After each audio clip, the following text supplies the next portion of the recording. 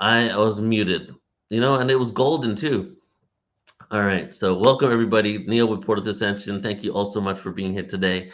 And what I was sharing just now was this morning. I was it's early in here in Thailand because I'm in Thailand. Want to do it somewhere where a time zone where most of us in the world can tune into this.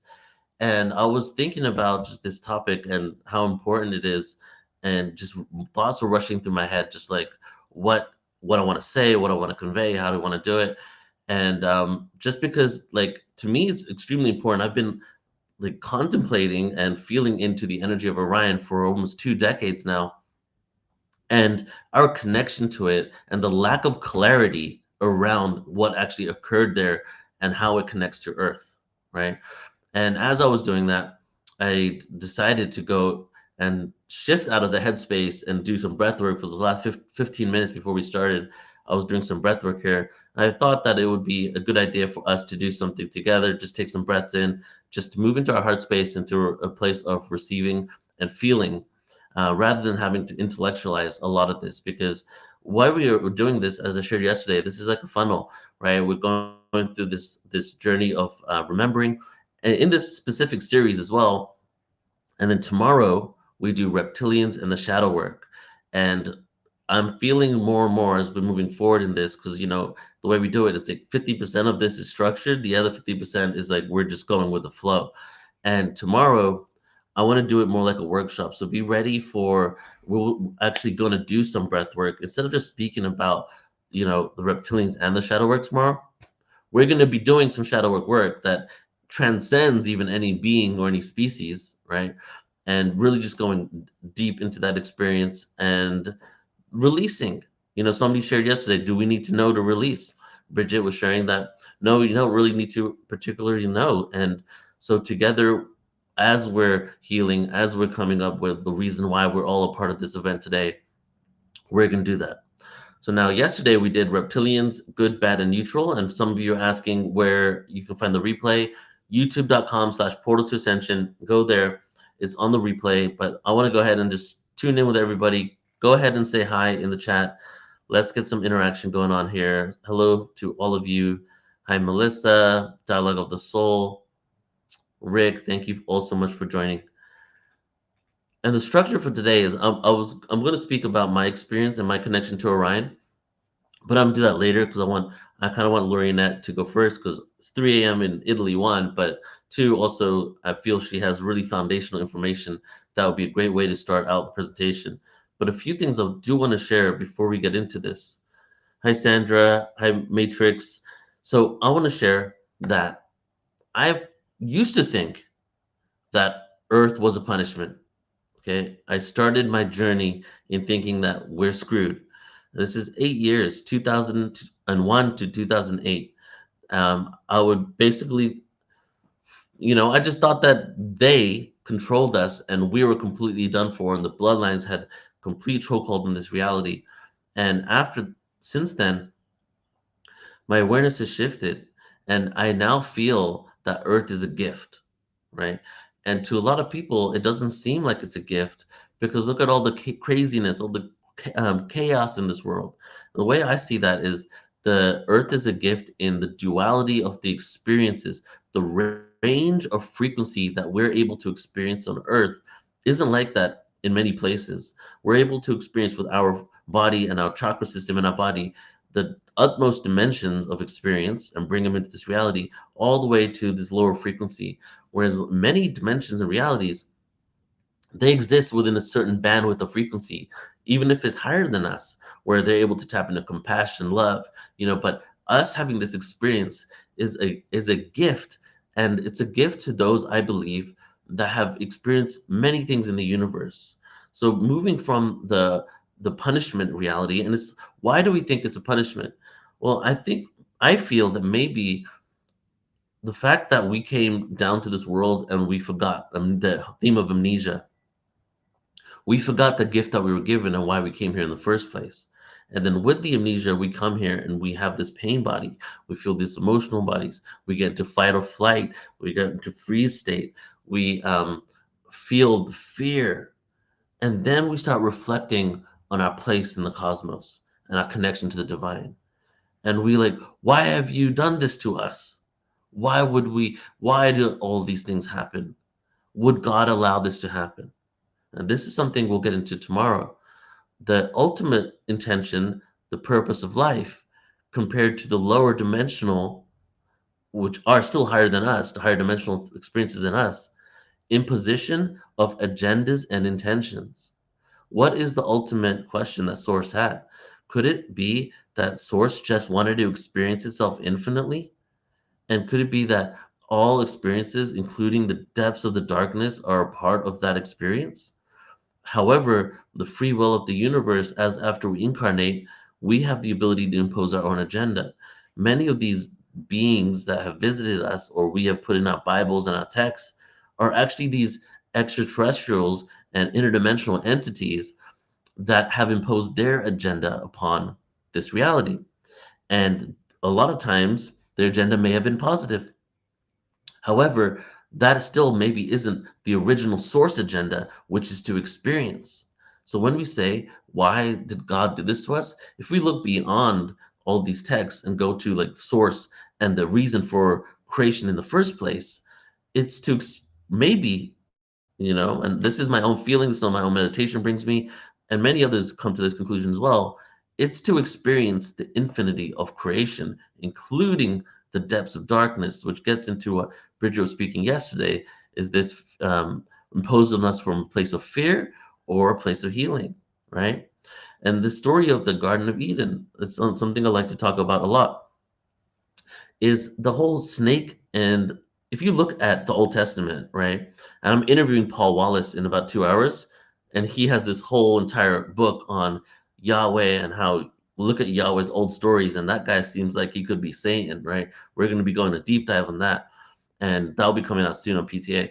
But if you look at the Eden story and how everything went down, it almost like seems in the original text that the snake was actually attempting to give the choice of free will and dualistic experience to the earth humans, whereas Yahweh and the God with the lowercase g was imposing its own agenda and saying, no, you must stay in this reality and you have no other choice but to stay there because you are my creation, right? And so even within that story, we're seeing a lot of distortions connected to the serpent. You may have heard the phrase, "The higher self is laughing," and we're having this dense experience here, and that goes to the whole component of the higher self. Your oversoul knows why you came here, knows why you had this experience, right? So this, segueing now into the galactic world. So now we're going to bring on Lorette, and Lorette, I do have your presentation lined up, so I'll pull it up. And I started feeling more recently that Earth is not a place where we're just processing our own experiences throughout the cosmos, but we're also processing many other galactic races and species through our lineage, through our DNAs. Not only does our body have a genetic blueprint, a genetic connection to specific ET races, but then our soul, our soul incarnation can operate separately from that and also has its own, let's just say, etheric genetics connected to different ET races. And now we're coming down to Earth and we're working this out. I'd like to jokingly say, and super jokingly, because I don't think this is a victim state, is that we're like a galactic trauma mental institute on Earth. And it seems like we're processing a lot of what has happened. And could it be, right? And I'll leave it with this and we'll get into Lorette. Like in the in the ancient times and in movies, even ancient movies, there'll be two armies, right? Two huge armies about to battle each other, whether it's Trojan War or something like that. And then the captains of those armies would come up to the front and they're like, let's forego all this bloodshed and let's just send one of our best warriors to the front of the battlefield and let them battle it out. And if your warrior wins, you win. If I win, I take over your city, whatever, right? I feel like that's a good analogy for what's going on Earth. It's basically all these beings, all these species. How many, I forget the number, I looked it up recently. How many hundreds of thousands of species do we have on Earth? And how many of them, if not almost all of them, have a connection to some sort of star race? And if you look at these stories of these other planets, you're not hearing about flourishing hundreds of thousand species planets, especially the higher dimensions where you become quasi-physical and you're not entirely a physical being. So it seems like a lot of these beings have donated their DNA to Earth, and it's almost like they're best and they're most gifted, and this soul group has come down here.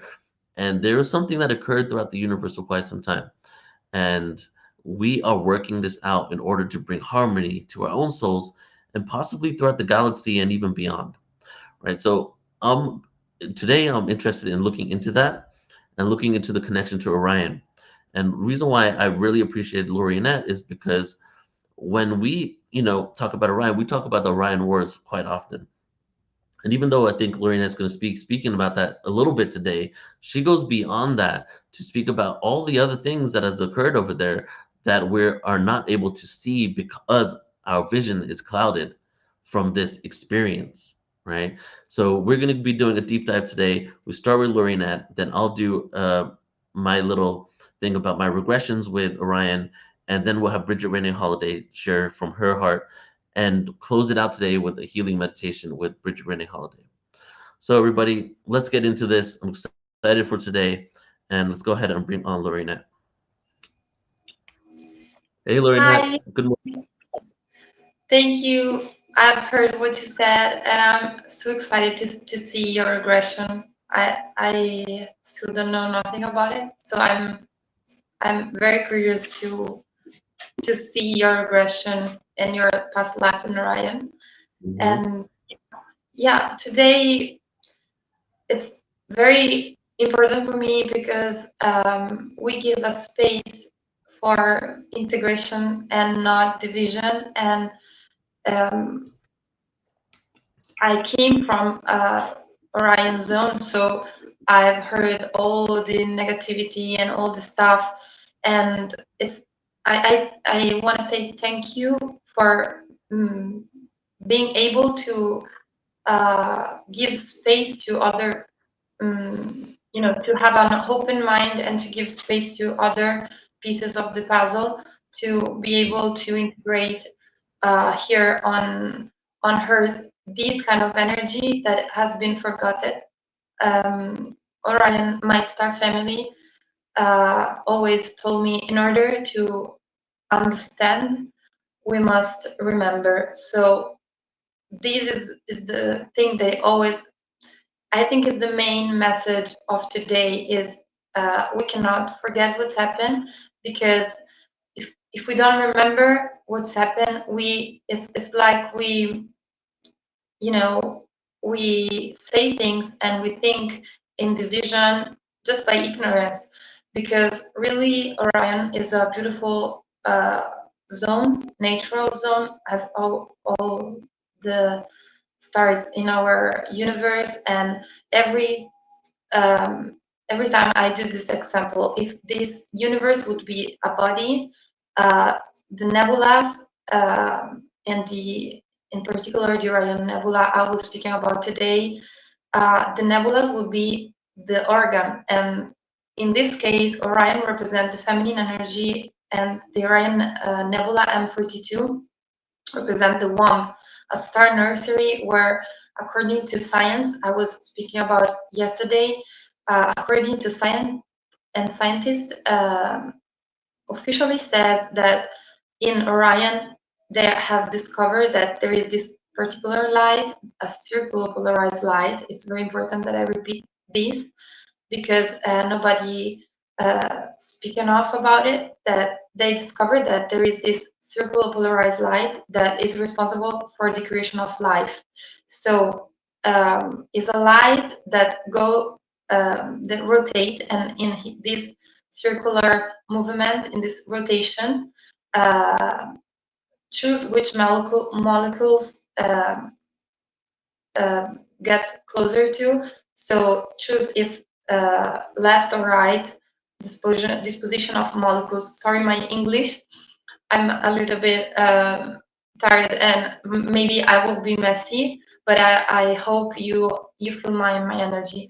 So this part of the story is very important, because the main reason why all this chaos, these chaotic wars occur, was one, as you said, Neil, was because of universe need this kind of experience.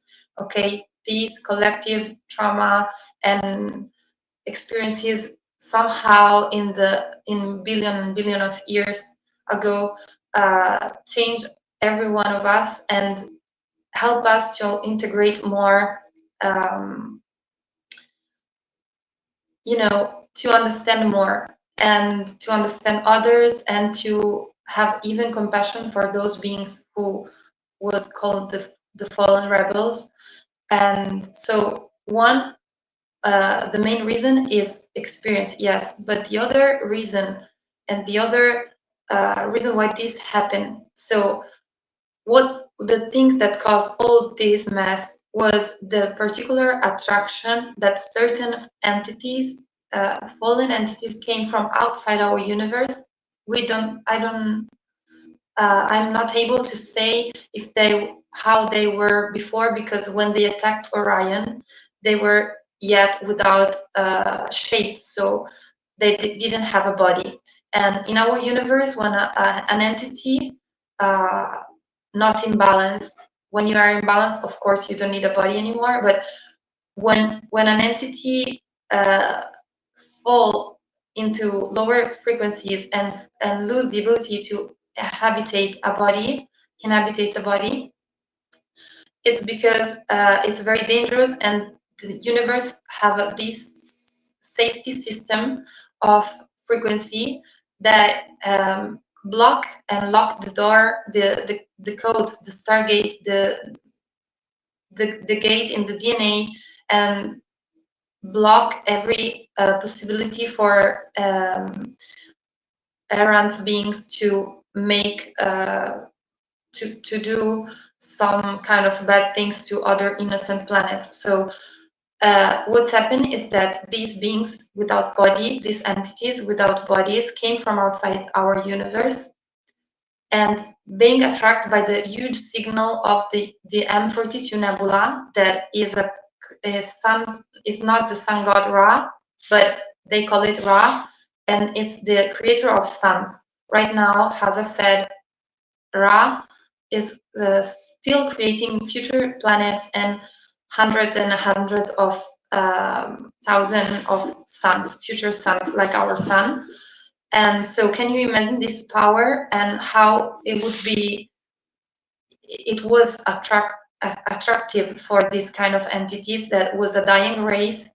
So they perceive what they communicate, what my star people and my memories, the best way I can try to describe this is that they feel and perceive this signal of creation. So this huge ability of creating a life. So this signal attract these entities way before of the wars, and they study for a lot the nebula and study a way to violate and enter the nebula to stolen some information.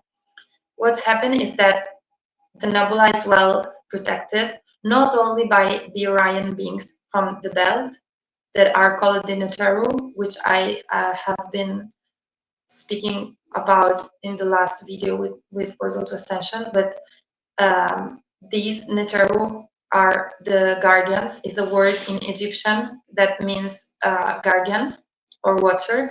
These Neteru are the first line of defense of the nebula, and then all the Orion planets defend the nebula. And not only, all of the planets in the universe know the importance of the nebula, because, as I said, scientists claims that the geographical area where our stars are physically born is there. So it's a star nursery, is a point of oneness, is a point of coming back home. I don't know how, but I'm receiving these words right now, this pointing of return. So this central point is in Ra, in the nebula. For Orion beings, Ra is sacred, is an entity alive, So it's called like a mother or a father is not considered a god. They know that this is an emanation of the source, and they know that it must be protected to all costs. And how it works, Orion. Yesterday, I speak a little bit about the connection between the Orion Queens and the nebula. So the universe has its own order. So in this part of the universe, in Orion, um, the natural way of thinking works like that. So there is this huge divine energy, a feminine energy, sacred energy, that it's represented by this huge womb. There is Ra, and every planet in Orion are ruled by queens. So except for maybe two, where the inhabitants are grays, but the main structure system in Orion are the matriarchal system ruled by queens. So the queen is not a queen elected by ego or people, or it's not someone who has been appointed in a most relevant place, and the other people of the world are less important. It's just a natural way of things. So like bees, I did this example yesterday, like the bees. So a queen born naturally with this like flexibility and elasticity to hold huge energetic and information downloads that the nebula M42 downloaded into the soul and the DNA of the queens. So it's important to understand this part, and then I will go faster with this boring stuff. But the queens in Orion receive this download constantly from Ra, and the DNA of the queen, it's like I don't know the term in English. Sorry, I'm trying to find the word. It's like a safety system for this cosmic hack information and DNA. This work for every kind of queens. So reptilian queens, humanoid queens, other amphibian queens. So it's not important. The things that you have to keep in mind is that in Orion there is a system ruled by queens, and the queens is chosen by the nebula. How the nebula can create essence and manifest even the essence of a soul. So when a queen is born, Ra, or the source, Ra is an emanation of the source, decides which elements and energetic component the queen will need in order to protect this cosmic information. So this downloads these genetic codes and access of this information. So this is how a queen is created in the beginning, and as a soul, and then when the body is taking form, all the planets know who will be the queen, because certain energetic differences, and have a I don't know, it's I'm trying to describe it with words, but it's more an energetic perception. It's more it's almost a magical thing. I cannot describe it properly, but the most important things to keep in mind is that the queens are feeling every kind of feeling that their people are experiencing. So the queen must be very strong to understand, to be wise, to not going crazy, to keep all this space, to keep control of her planet. And sometimes a queen can control different planets in a star. So it depends on is different for every kind of ruler, but they're not how can I say, they're not malevolent. This is things is very disinformation, because Orion is been regulated by this natural form of organization that is suggested by the source. It's nothing created or made up by ego or stuff.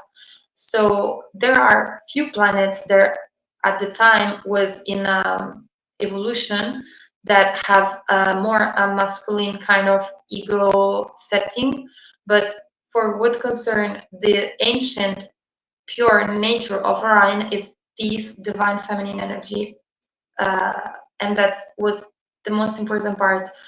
And yesterday I mentioned the reptilian queens, and what's happened to the reptilian queens, it's the link to unify the dots, so to understand the missing piece of everything that happens. So I'm trying to go in fast because it's not my mother tongue, so sorry. I don't want to take too much time. But the reptilian queen I spoken about yesterday, Xartia. If Neil, you want to go on with the slides, there's some slides. Yeah, she came from the star Scythe, and star Scythe is regulated by the queen system too, like Bellatrix.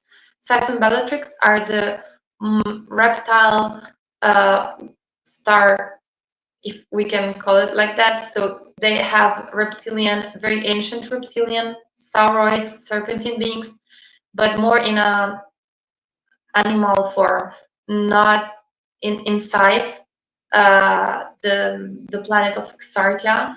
The reptilian that inhabitants these planets are like sauroid, more like the male resemble Velociraptor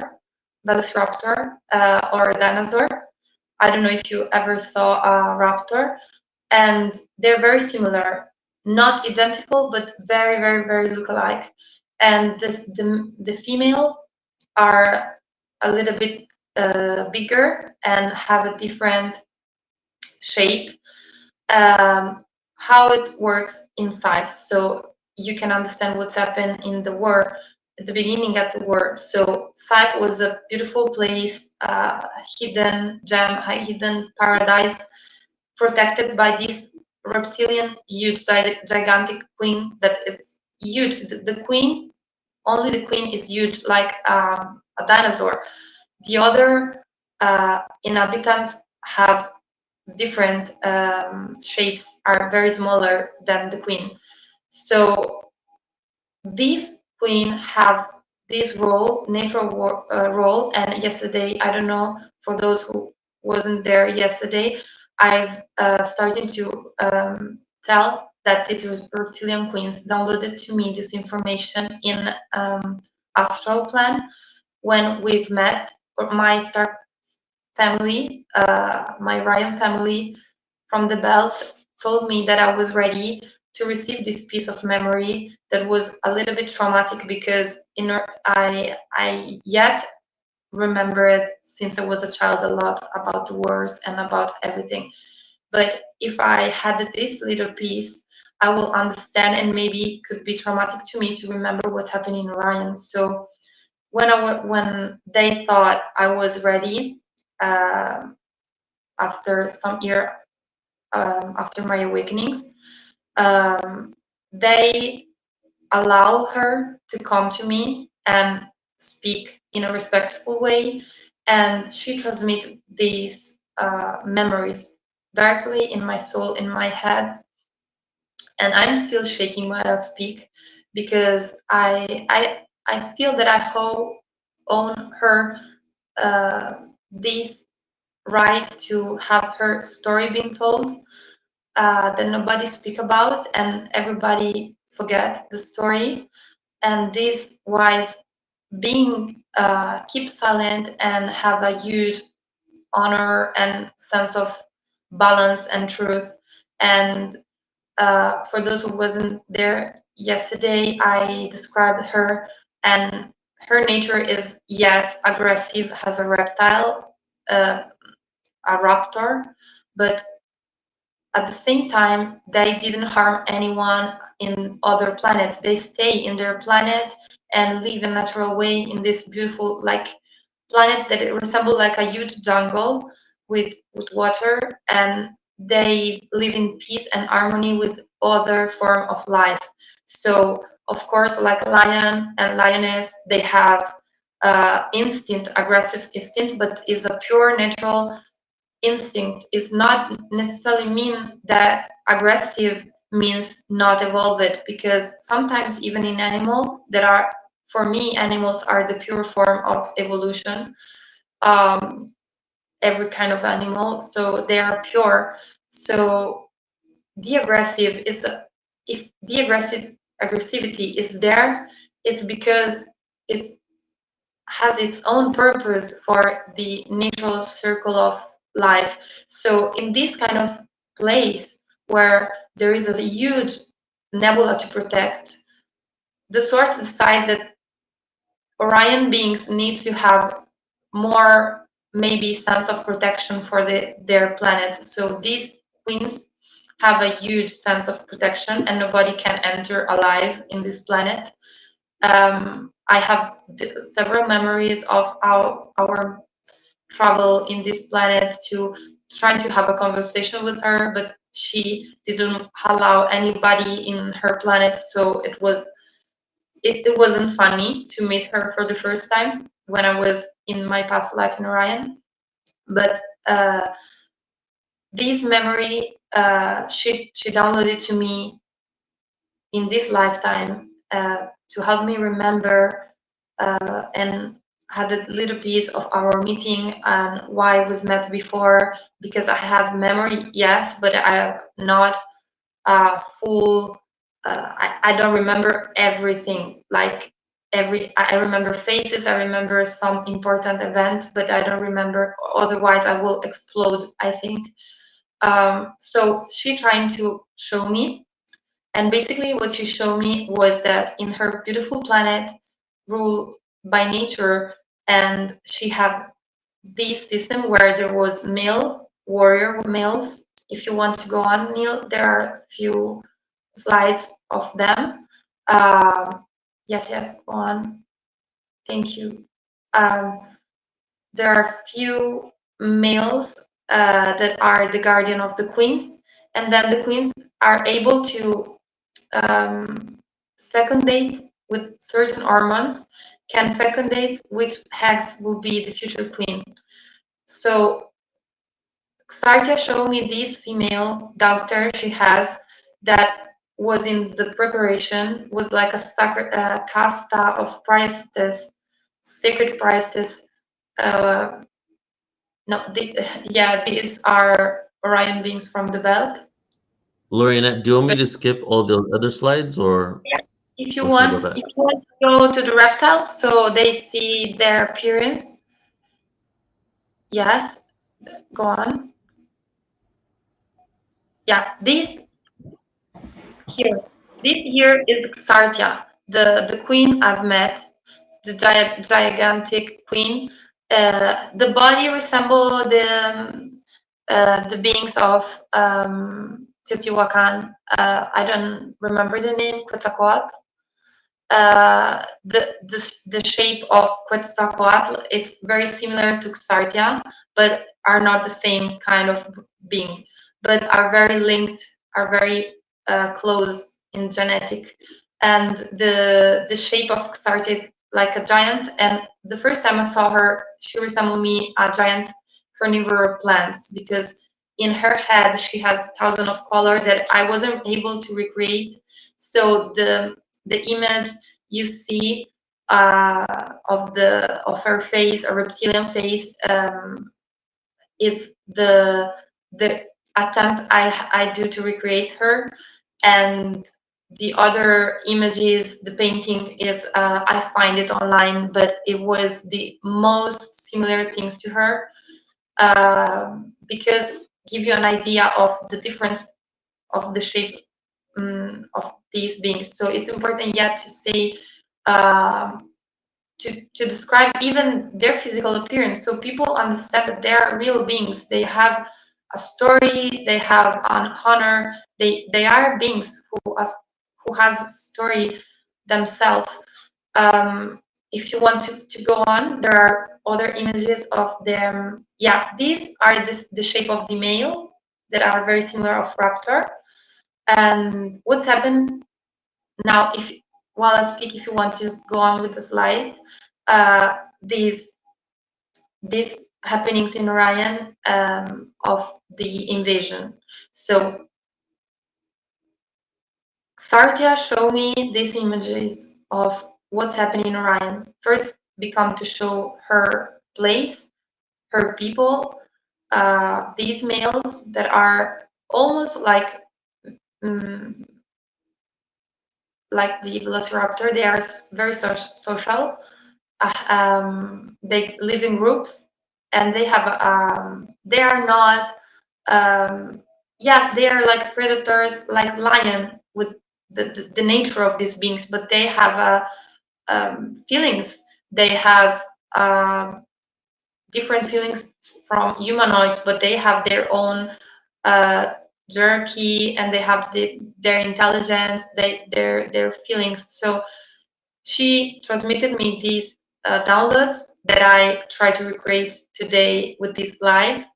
And the next things, the most important things, after this short introduction she gave to me of her place, of her planet and her people, she showed me this entity came from outside our universe, and the beginning was there. One of the first place where the attack started in Orion was this beautiful hidden gem, natural place, natural planet, green, where this entity came from outside, came to study the queen. So if you remember what I say before of the nebula downloads information of genetic codes, stars, and suns. So the queen have the ability, if a planet, the Orion queens, every Orion queens, even humanoid queens, have in their DNA, they born like that, have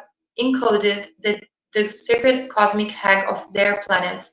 So they have this huge responsibility, and they are ideally protected by the planet, by the other people. So these beings came from outside, came mainly to kidnap and study the queen. But the queen, first of all, Xartia is impossible. This reptilian queen is impossible to get closer to, because she is very dangerous and very powerful when it comes to protect herself and her information. It's like a mother. So every mother will kill to defend their child, or it's like a pregnant mother.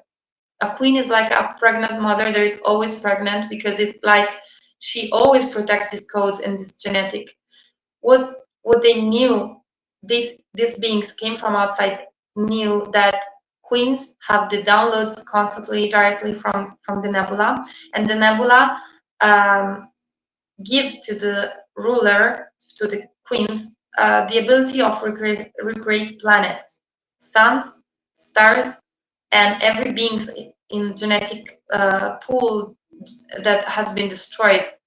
And this is what in the interest this entity came from outside mainly had at the beginning, to study and violating and somehow rape this feminine energy, this balance. Because before of that, Orion wasn't, yeah, there was been attacked before, an attempt before from other parts of the universe, but never dangerously, because Orion knew how to protect himself. So this itself, so this was the first attempt they weren't able to prevent and weren't able to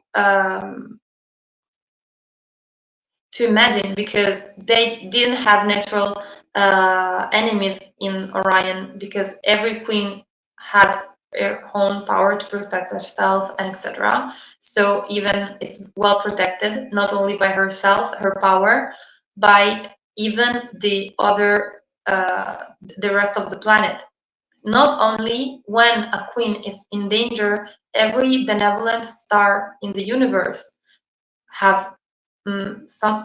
Not only Orion have queens, there are other that have queens system and matriarchal system, and the all everyone in the universe know that when a queen is being under attack, uh, they must come and help these planets where there is a queen under attack, because they knew the importance of the sacred cosmic egg, and if this information fall in the wrong hand, it's a mess for everybody, for everyone. And remember that in benevolent ET rays or souls, whatever we can call it, these entities, star entities, benevolent, evolved beings, conscious with consciousness, they knew that we are all one. So if you harm someone, if this information came in the wrong hand, this can be a mess for every one of us in the universe. So another part of that, it's important that help you understand why whole the universe has been involved in this, because yeah, it's happening in Orion, and someone can think, okay, it should stay in Orion. No, because these fallen entities choose Orion once because of this cosmic pool of the M42 power of creation, and two, because they knew that inside of M42 there are portals. So it's a main gates of, it's a stargate that connect with all the stargates in the universe. It's a central point. They have a precise strategy to attack M42 to enter the portals. Not only kidnap the information, kidnap the queen and the doctor of the queen. They try to kidnap the queen and don't succeed. So they do this. They possess, because remember that they are like, sorry the words, but maybe I can help you understand. They are like demons. So fallen entity. I don't want to spread the fears, because there's nothing to fear, because they are just unconscious beings. They didn't, and they don't know what they are doing, because they perceive themselves divided and not in union with everything. So they do not linear, not logical stuff. But they have they're very intelligent, and they decided to intelligent. They have they are evolved, has not in a spiritual way, but in their mind they are very evolved. So they decided to stolen the body of 3 trusted males of the queen, and they do this in every star in Orion where they try to do this. The queen was impossible to get closer to, so they use this strategy.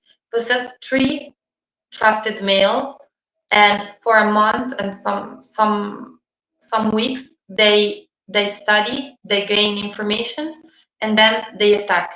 And they stolen the future queen, female, that have the same DNA of the queen. So they hope that maybe stolen the same, the most innocent or unable to defend themselves, they can do experiment. They do horrific experiment on them, and from this experiment are born the story of the rebels, the evil Orions. So Orion are not evil. These beings possess bodies of the beings who were of Orion, that were interested in studying because of their DNA. And after some wars, attack and defense from Orion, because of course Orion defended himself, they started to do the strategy in all the universe. So they do the same in all the known universe. So forget it that these happen in Orion and stay in Orion. No, these beings do this first in Orion. The first place to be attacked was Orion. The first beings to be studied was the DNA of the queen's descendant, but after that they do in other places. So the main things that came out from this experiment they did, and Xardia transmitted the pain she felt because her doctor was linked with her the whole time, so she can feel what they felt. And she told me nowadays that there are two female of them that are never been founded, but the signal of their life is still they feel that they are alive, but she are not able to find them, and they are still under experimentation. So our billions of years are past, but these are like a sacred genetic that it was not these beings, these fallen demons, these demons without body cannot live. So this starts with scythe beings, then they study all different they try to kidnap different descendant of queens in other planets, and eventually kill some queen in other planets, but in the belt they weren't able to do it. So when we saw when I speak about the Orion beings, Netero beings of my people from the belt, thinks the story is that their courage to not, because they're the most close to the nebula, they fight so much to defend themselves, and nobody would able to enter the to stolen somebody from them, but they can still possess some people, and somebody in these wars are normal, unfortunately. So this is the past, it's painful memories, but what happened there happened in other part of the galaxies and other part of this universe. So all the stars, you know, known at least one attempt or one succeed attempt where someone steal information from genetic DNA of that race. So these beings, after the first period of this war, they starting to create a hybrid. And the first hybrid, the monster they were able to create was a kind of reptilian humanoid beings. Okay, these are the evil Draco, one of them, because then there is a mixture of different races, even stolen by the Draco stars. The Draconian was everything that happened start like in Scythe. So there was a beautiful place in every part of our stars. There are beautiful planets, and then this entity came, do experiment, stole DNA, and then create horrible hybrids. Of course, hybrids are not natural, so these kind of hybrids have been created by people who are by entities who are not in balance, so they lack certain consciousness. So they are a perfect machine for what concerns the body, not so perfect because they get sick very, very fast. So their problem is still nowadays how to keep them alive. So they want body for themselves to create to inhabitants. They want to like take energy from souls, etc. I don't want to spread negativity about that, but it's important to know we don't have to have fears when we speak about them, because nowadays they are still doing the same thing on Earth. So because here is the last place where they can, because the universe after the wars pushed them out. So they've been pushed out, like the war has been won. It's not we won. So the good ones, the benevolent won this war.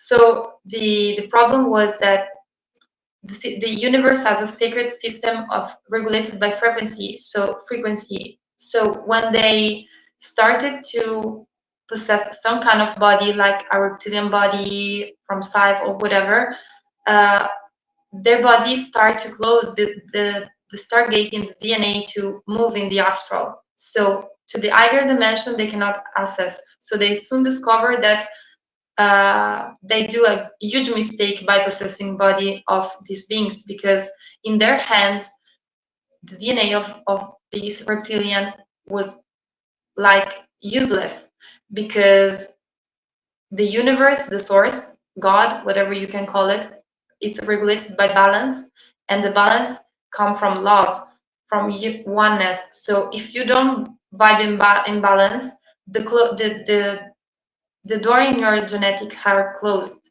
So they start to fall in the dimension, in lower dimension, and are still stuck there.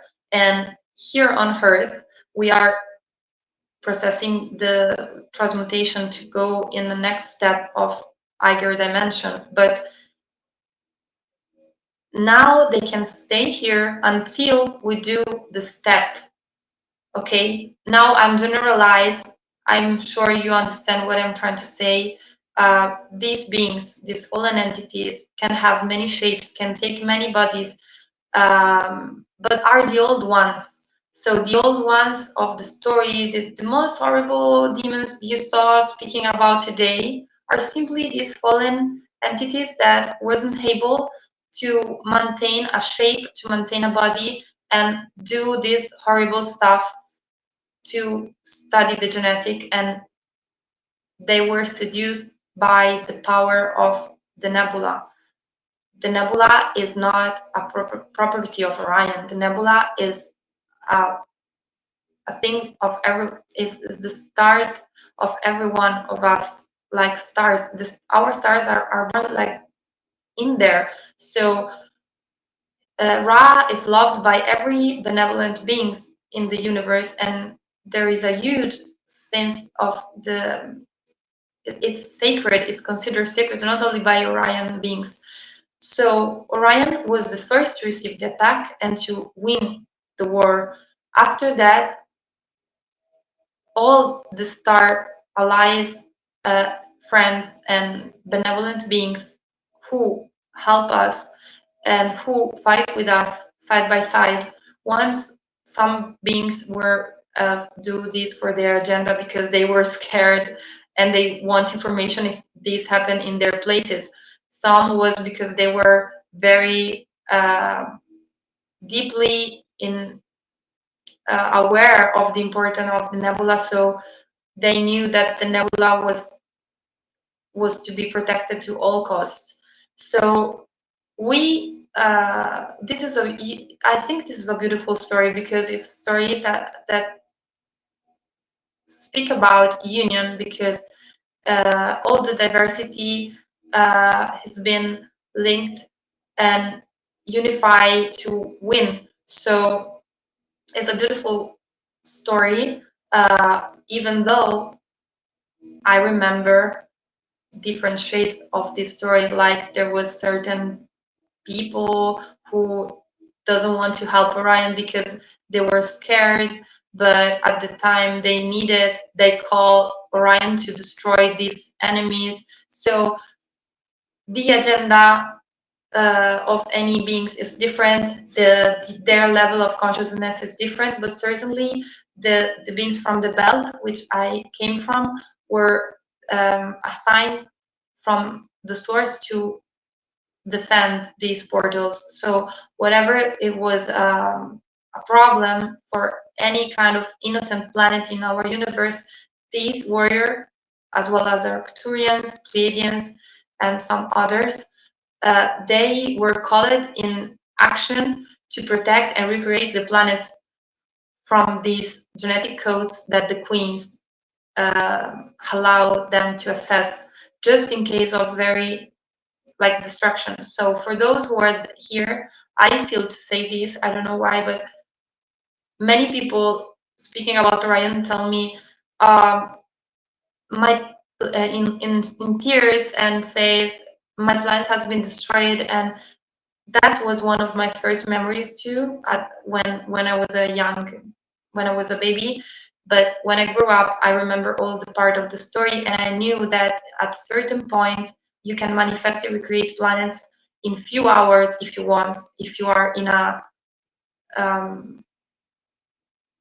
how can I say, in a evolved dimension. So don't be afraid, because in Orion everything has been reconstructed. So if you remember a story of your planet being destroyed, knew that all has been reconstructed and rebalanced, and nobody can after those events and those wins, nobody can enter and nobody can get out without a guardian to protect the portals. So what happened in the wars, and I think I speak about this with Neil, is that, I don't know, Neil, if you told me, but I think you told me that someone, or you speak about that, that someone was able to enter one gate, one stargate protected, and that caused some fallen beings to enter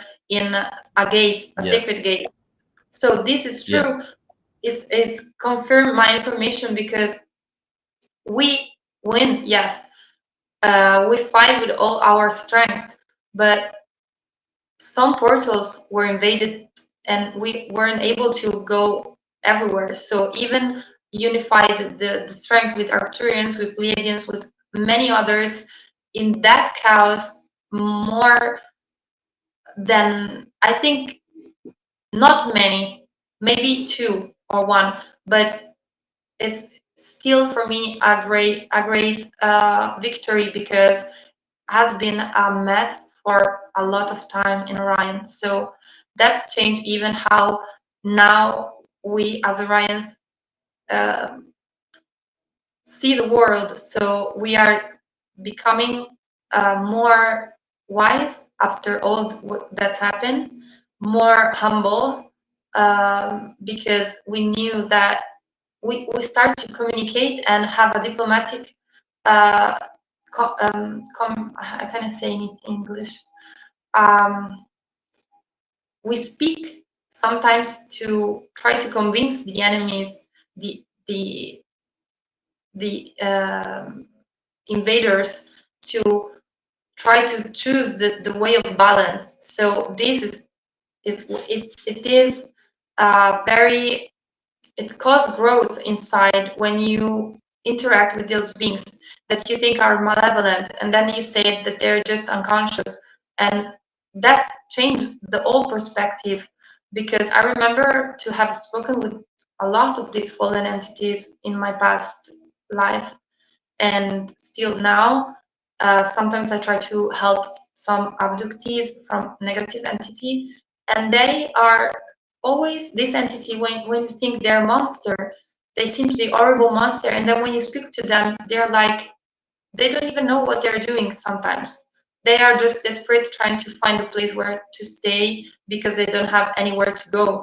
So if you change the perspective, you stop to have fear, because you look in the eyes the enemies. So I'm not saying that what's happened to some rebels taken by these entities and became then evil or followed by ego are not happens, because there are still in this story more than one star, not only Orion. I repeat, I want to repeat that, because people forget that these rebels are spread like everywhere, but are a bunch of group.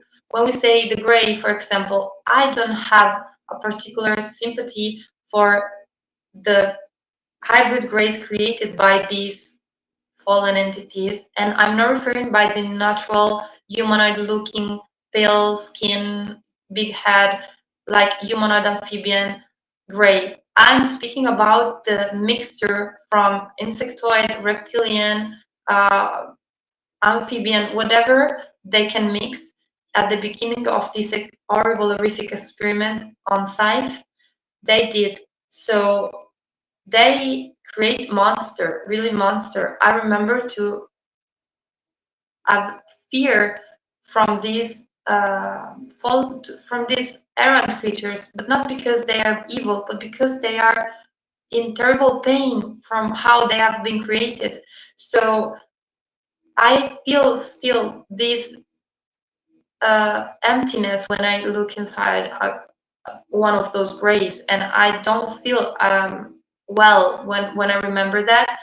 I remember a lot of things, but I have come to understand that they're not natural. So whatever things is unnatural uh, start to fall to like the atomic part, how can I say in English? So start to fall apart. So, and these hybrids are something I think you have in mind when you speak about the evil Orion, but they are not Orion beings. I want you to understand this part.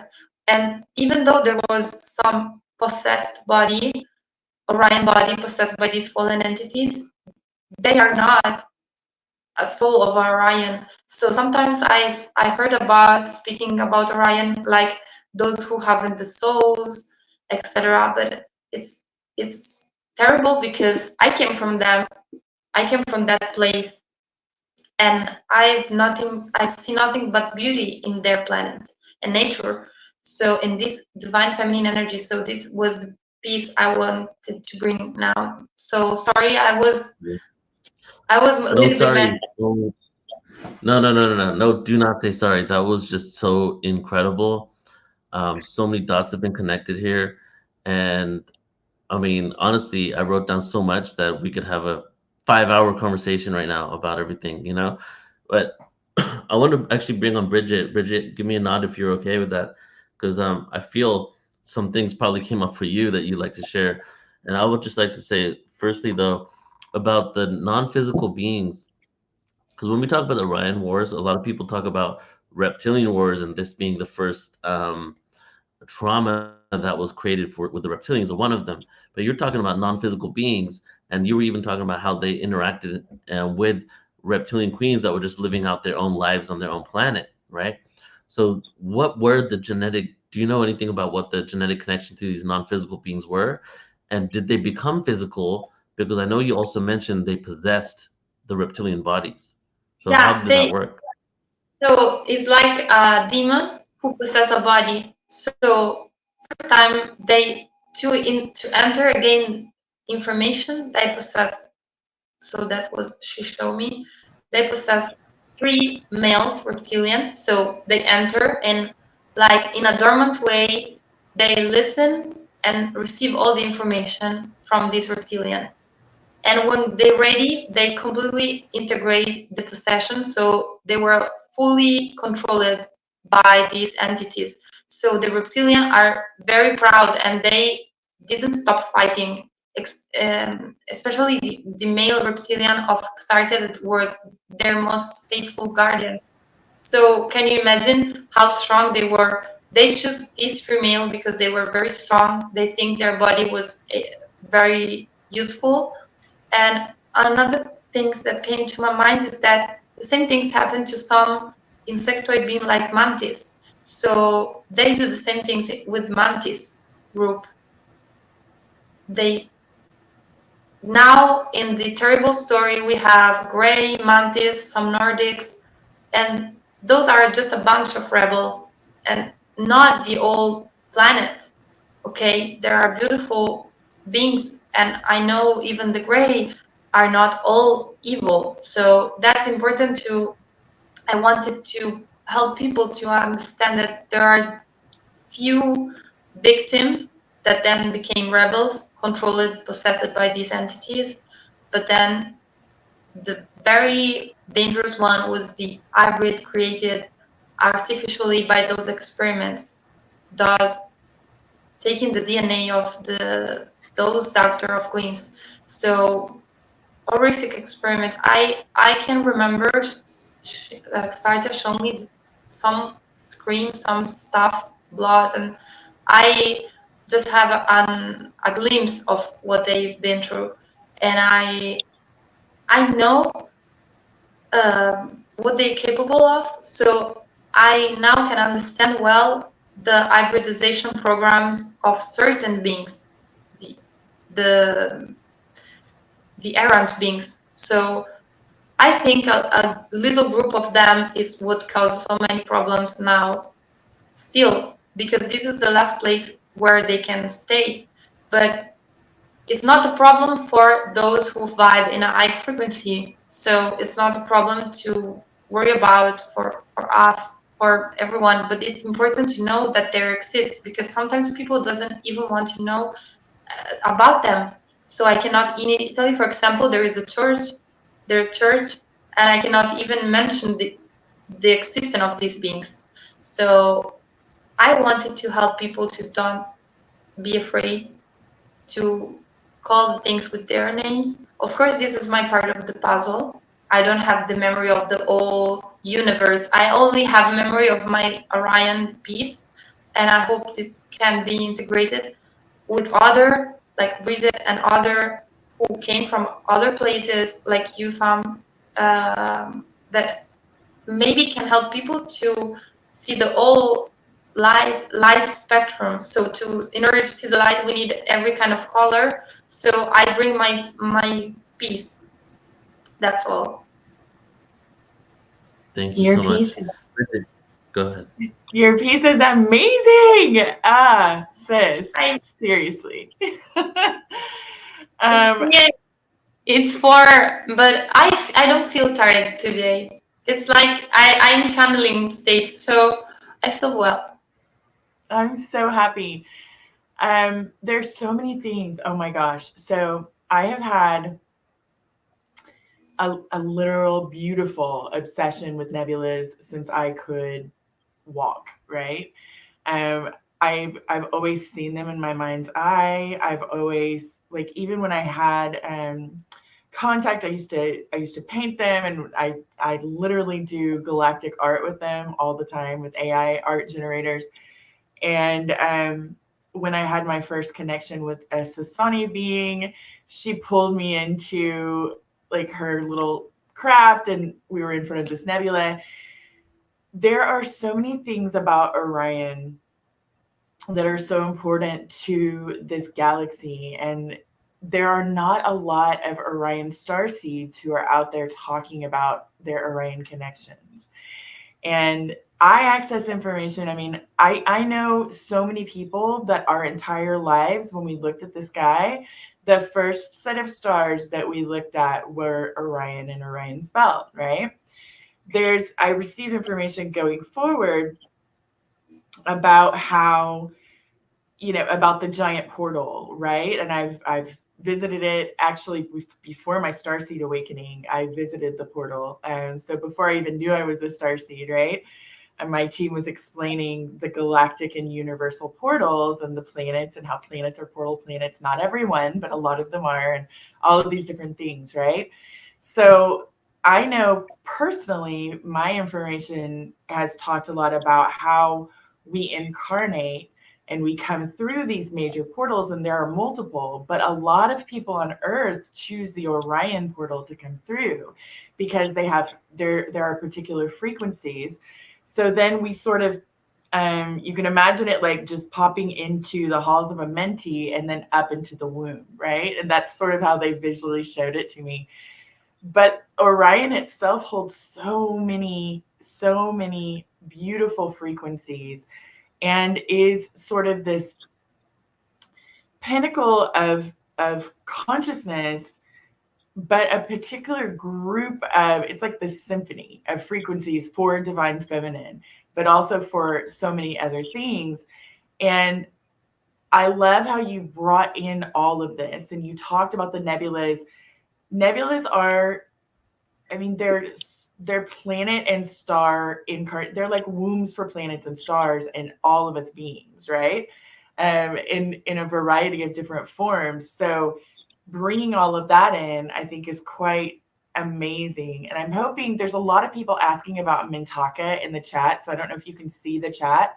but they're wondering if Mintaka has been reconstructed, if it's one of the planets that has been, and they're wondering about the wars in combination with that. And Neil, I will forego really talking much more and just be here for the support, but just to hear her speak more on this, I really feel like she has it. Between the two of you, what you guys have accessed, I just want to be here to support and ask questions. Thank you. Thank you so much. And you say two words, Amenti and the portal, and to born in this portal of Orion, to give, to come to life.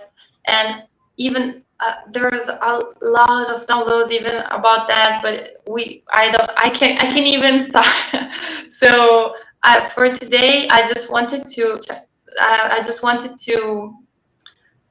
reassure some people, because I came from the star Alnilam. Someone asked about Mintaka. There is one of the stars of the belt. There are Alnitak, Alnilam, and Mintaka. And I came from the central star, Alnilam, where there's more warrior, like protector in the Netaru. And there are Mintaka, where my best friend has 85 years and is from Mintaka. So she has this constant communication with these beautiful, like blonde. They are like elf in the form. I don't know if you ever saw the Lord of the Rings, and their look is, of course, they have long neck like the beings I represented, and elongated head, but they're beautiful. Sometimes I think I draw them in the last event. I show them some paintings, but yeah, definitely Mintaka has been reconstructed. A friend of mine asked me the same in Italy. So yeah, I feel that people, the collective, need to have this. When you wake up, you saw the last photogram, the last images, and you go in panic and say, oh my God, my planet has been destroyed. But of course, have been past billion of years since then. And now Orion is a peaceful place. And of course, I cannot say no, this place will be always subjected to some sort of attention because of the nebula has this power. So maybe some beings, some souls in evolution can attempt to do the same stuff that happened with the wars. But we know now, I think as a collective, we evolved at the point to can speak openly about that this was an experience. So our universe for benevolent star beings has been chosen to be even like how can I say? It's like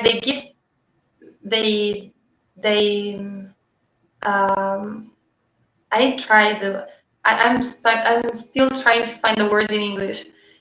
They give the gift of themselves, so they're at service fully. And another things, the other things I wanted to say that Orion keep repeating to me, my Orion family keep repeating to me, is that to those who listen, when you are looking for your star origins and you cannot find, maybe you say, okay, I'm from Orion, or I'm from that star or that star, and you cannot remember, and be very careful to look outside, not look outside, but inside. So find inside you your origin. So it's okay to be guided by some people who are like gentle guides, but then it's your responsibility to remember with your own time, and to not stop to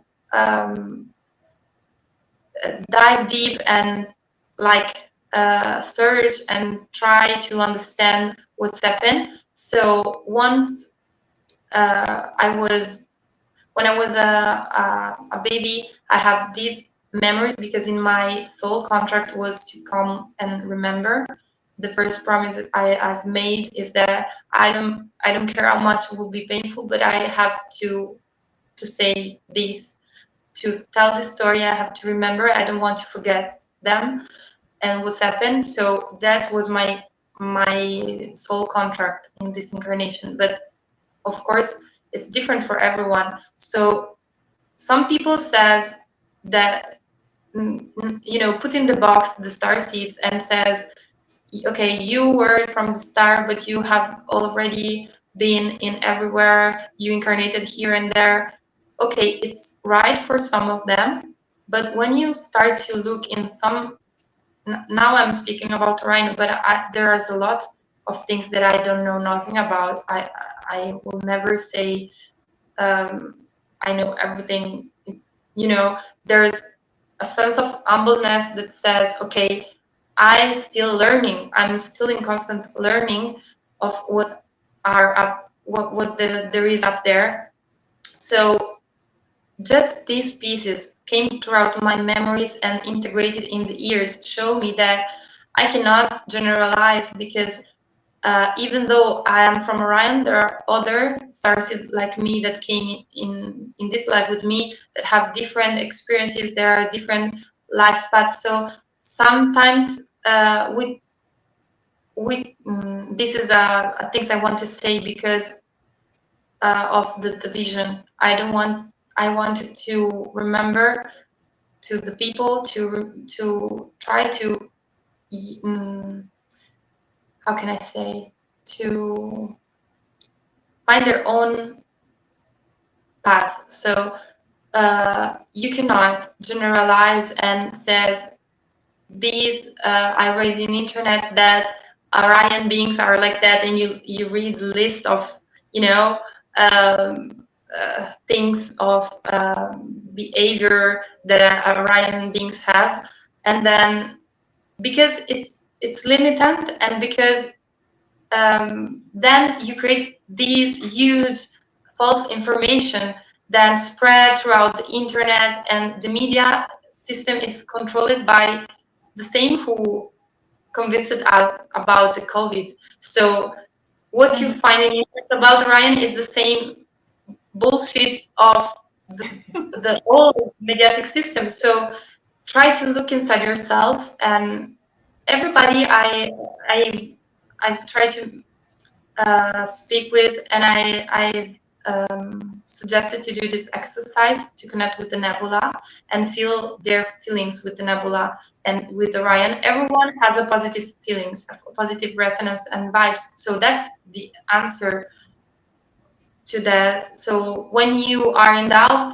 try to connect directly with this place, and your soul know everything. So the souls are fully able to remember the truth. So before of reading something and start to spread hate in internet, maybe try just to consider that there is more out there. There is a beautiful magic.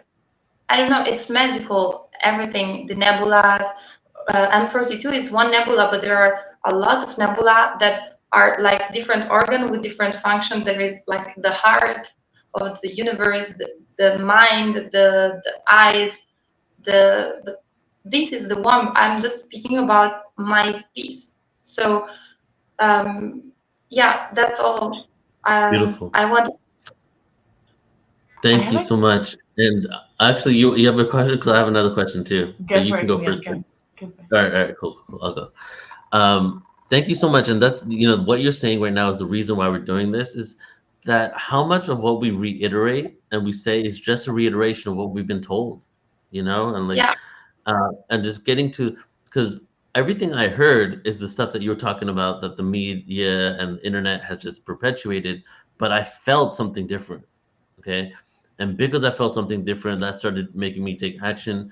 Even when I first heard about the reptilians, like, I couldn't fully go into this whole negative energy with them. And I was like, I felt that there was so much more. And when it comes to Orion, as when I met you like 2 years ago, it was like a huge validation and confirmation to me that, we are in essence stuck in the past, or not even seeing the full picture. Because even what you're saying now are some possessed reptilians from a non-physical energy that had no physical template, right? In that specific experience there. And then how many of people could maybe associate just that whole race that was possessed, or some people within that had some sort of interference, as a blanket statement for the whole entire community. So it's really good to go deeper into here. So my question though is, the cosmic egg, I love talking about the cosmic egg, and so many ancient cultures, hundreds of them talk about it. But you're speaking about, and a lot of them, even though they speak about it, many of them mean something completely different. And you said cosmic egg, and it almost sounded like some sort of technology. So I was curious, what is like, and I think you were talking about the first planet that the non-physical beings came to with that queen, and she had a cosmic egg. Could you maybe spend a couple minutes and speak about what that Yeah. exactly is? What I mean, or so what my information about cosmic egg, I've been discovering this, and I'm still discovering this because of my conversation with my encounters with my star family. I ask a lot of questions. I always ask them a lot of questions, and I always ask when sometimes the first things was that I always find interesting that all the abductee was the not benevolent beings that abducted people are interested in the genetic. So that was the first things, that the first alarm in my head that says maybe. And from that I start asking to my star family about the genetic and how these all things of military interest and in the wars was about the genetic, and why all this rotate about genetic. And if we come back and back and back, we find the start of this in this Orion war, in these fallen entities, this fallen race without bodies that wanted to have these infos. And when I ask about queens in other part of my life, so in different moments of my life, I did these different questions. And when it comes to when was the time to speak about the queens, Orion was very careful to not reveal too much. But I understand that the link was genetic, so they cannot share if you're not ready. But if you understand and you ask directly, they are allowed to say yes.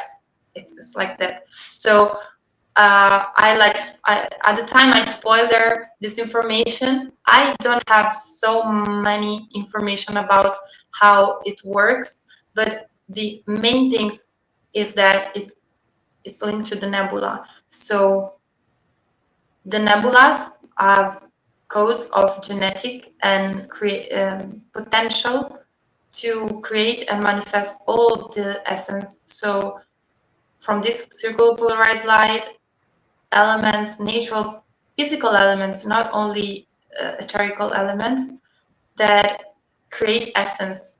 And so the cosmic egg, it's like a pool of genetic of all the things, all the planets, all the plants, all the animal, all the beings. And every queen have the responsibility to protect the egg. So that's how they describe to me. Every queen protect their egg. So I think that, so there are different eggs, because it's more easy to protect if they are divided. So every queen protect their own genetic material encoded in her own information, like in her DNA. And that is funny because sometimes I've heard a story about some people being in the underground base, and one of them was speaking about this place where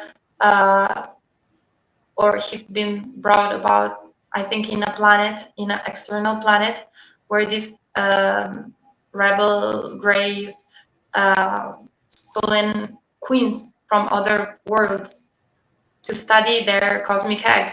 So this makes sense because others speak about that. So the things they've done in Orion, I think they've done in their universe where they came from. They already did this. I don't know if their universe is still exists. I don't know how it works there, but for now, Orion didn't want to give me so much information because they say it's a little bit dangerous. So I would love to know more, and sometimes I spoiler a piece here and there, but more of that, I think I cannot help too much. I cannot say too much. I don't know too much, but basically I know that there is like concentration of potential recreation of planets. So this cosmic hack holds the ability to recreate planets when it's needed. So a queen have the ability to protect the egg, but not to access to her own will to the egg. Otherwise, will fall into the ego. So the Ra for the what concern Orion Ra give a like a frequency calling when it's time to unlock this. So Ra is a sentient beings. So know perfectly when one of stars of his create or her creation has been in danger. So activate this frequency, and the queen are able to recreate. So to spread this cosmic information to help to rebuild and manifest another planet or star or whatever has been destroyed there. That's the only thing I know. Yeah, that's a lot of things right there. Thank you so much Sorry for for sharing. me. It's horrible. What's that? I don't speak since too much. No, no, no. Honestly, there's nothing that you said that we did not understand, right? Thank And you. everybody's just saying, "Sure, don't just yeah, move past that. You're great." Bridget, you had a question. You're muted. There you go. I think when I switched my AirPods, it muted me. Okay, so I have a comment and I have a question. So I remember the creation of this universal expression, right? Things like that. You guys, if you've heard me talk, you've probably heard me talk about this. There was sort of a last minute, the best way, my human is like, what did we allow here? But there was sort of this last minute what if that was brought in by one of the all consciousness, slightly individuated beings that we were. That was like, what if in this universe, and we had the whole blueprint already created when this happened, right? We can forget that we are source and we can forget that we are connected to source. And we all kind of paused and we're like, yes, and at a certain point within this universal expression, if and when, because we immediately saw all the potential timelines, right, of everything that could happen, if and when it goes this direction, we will collect that consciousness and remove it to its own universal heaven, so to speak, right? And so what we saw in that was this allowance of what my team references as shadow consciousness, right? And we saw it permeating through all of the expressions that had yet to be created, but were also already created and in completion. Because in that point of our consciousness, we see what we are building, but we also see everything in between, right? And how everything unfolds and the potentials of all of the myriad of timelines, right? So when you started talking about the beings that came from another universal expression, this permission slip they had, and I started seeing a particular universe that my soul team travel guides have taken me to. That again, these universes are sometimes so difficult to explain, but it was like sort of like oppositeville to everything we know here, right? And it was very much like the expression of what we would call dark, but not perceived in that way, because everything there, that is their essentially their light, right? Um, and I started seeing that one come in as you were talking about the beings that came from another universe into this one. And then my team started showing me the spread. And then my team brought to my remembrance, do you guys know who Seven is?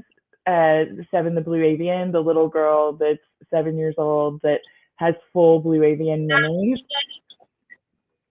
There was one of her videos that I don't know, I think my best friend Sherry sent it to me, but there was one of her videos where she's talking about dragons, and she's talking about how they were helping a dragon that was mind controlled, right?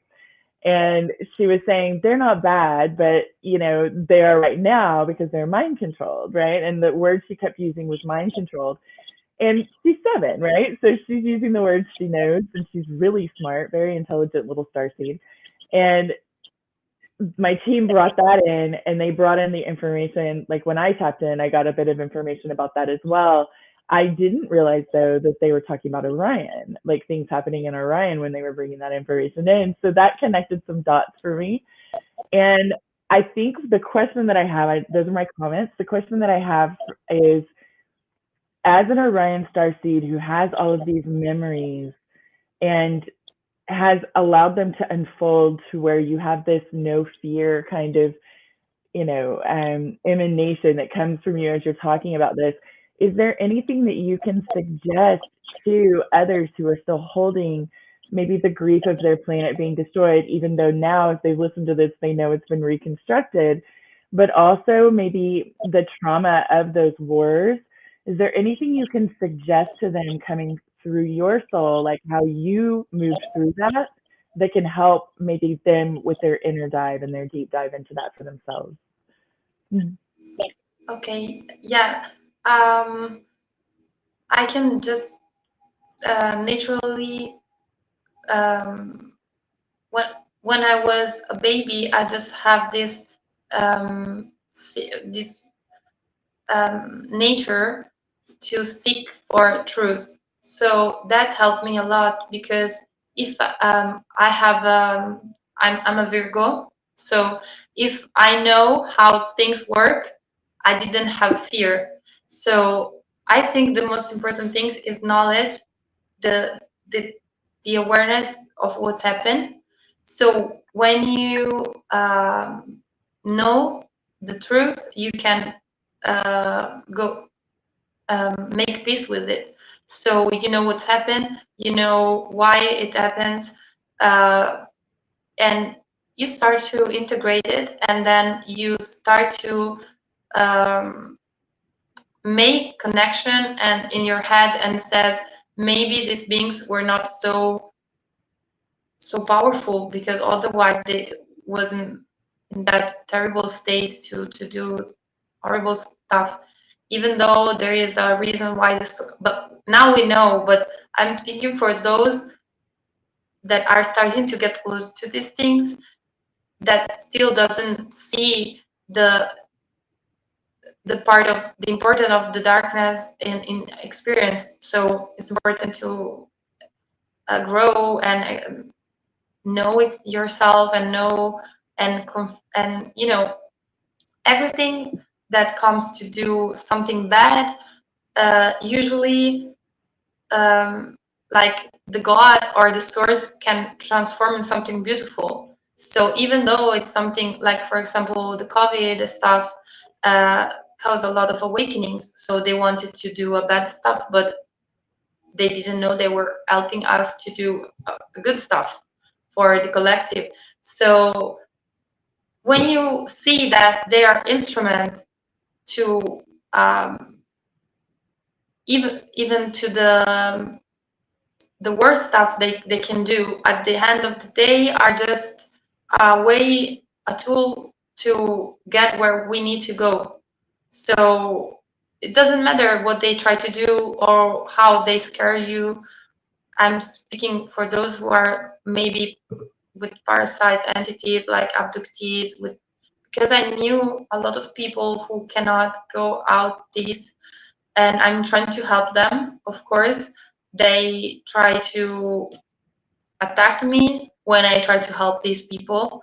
These beings try constantly to scare me and says things that they think they can touch me, but now I know, and maybe this can be an example to help people. Now I know that when a soul is awake, a soul is a radiant light and it's fire. They can get burned if you get close to the divine energy of a soul. So you have to know your power in order to fight these kind of fears and these lower density or lower frequency that try to disturb your peace.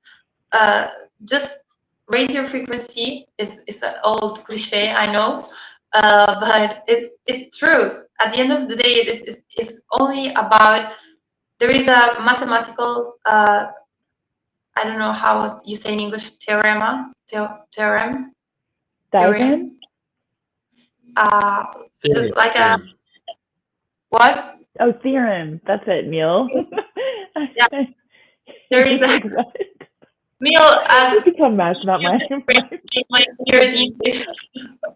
Yeah, there is a mathematical theorem that says that if you want to see an object, you have to vibrate at least 2 times that object, and that's explain why we sometimes on Earth we don't get aware of nothing, because we vibe the dense lower density, we vibe material 3D. So if we want to say what's surrounding us, we have to go 2 times more faster, 2 times raise this frequency more fast, and the ETs are going fast. So sometimes we didn't understand what they try to communicate us, because we are stuck in the density, like in the labyrinth. And in order to see the bigger picture, we should go at least 2 steps in this frequency, at least 2 more stairs. It's understandable. Mm-hmm. It makes sense to you. So this it can explain how you can get rid of the fear. So if you starting to integrate and know who you are and know your power, know you are a soul with it's a divine. You are a divine soul, because sometimes I don't know why, but sometimes people write me or ask me, maybe I was in Milan, and after a conference there, physical conference, some people says, how can we deserve the help of these beings? And I was, but we are equal. So every soul is equal. They are not better than anyone. You are divine as them.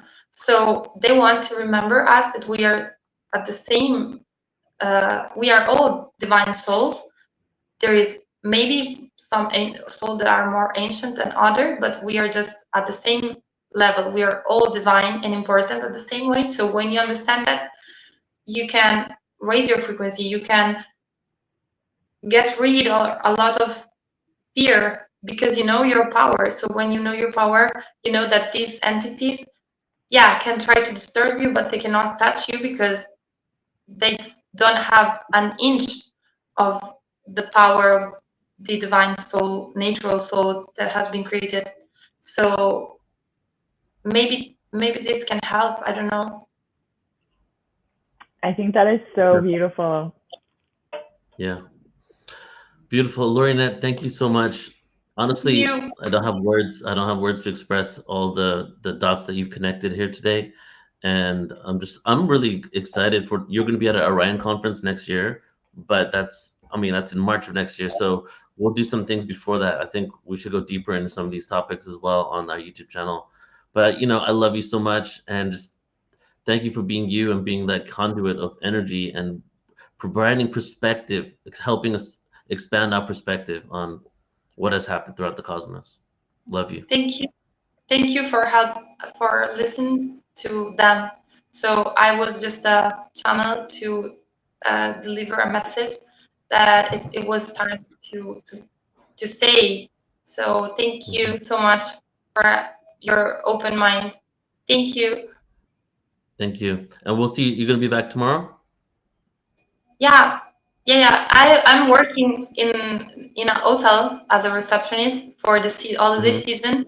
So I'm doing the morning, and I go like in a lack of sleep, but I know it's right. I know it, and my soul felt is right. So I'm gonna do even tomorrow because Orion asked me to be here. So I'm here.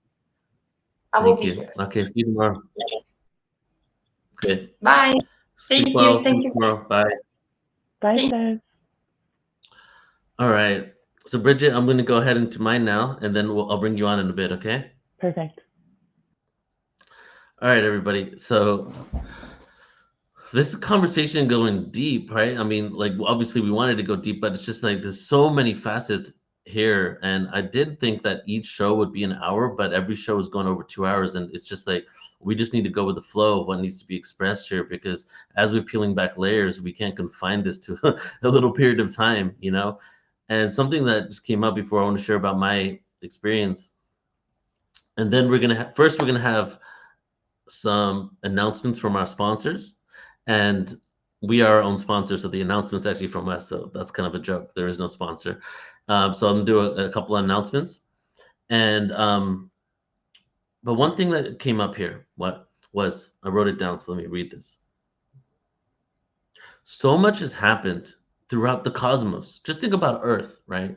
So much has happened in the historical story of what's going on in this planet that for us to come up with that we know the full picture or that no, this is what happened and this is who did what to us, when we already know now, even through science, that we exist within limited frequency bandwidth and our awareness is very limited.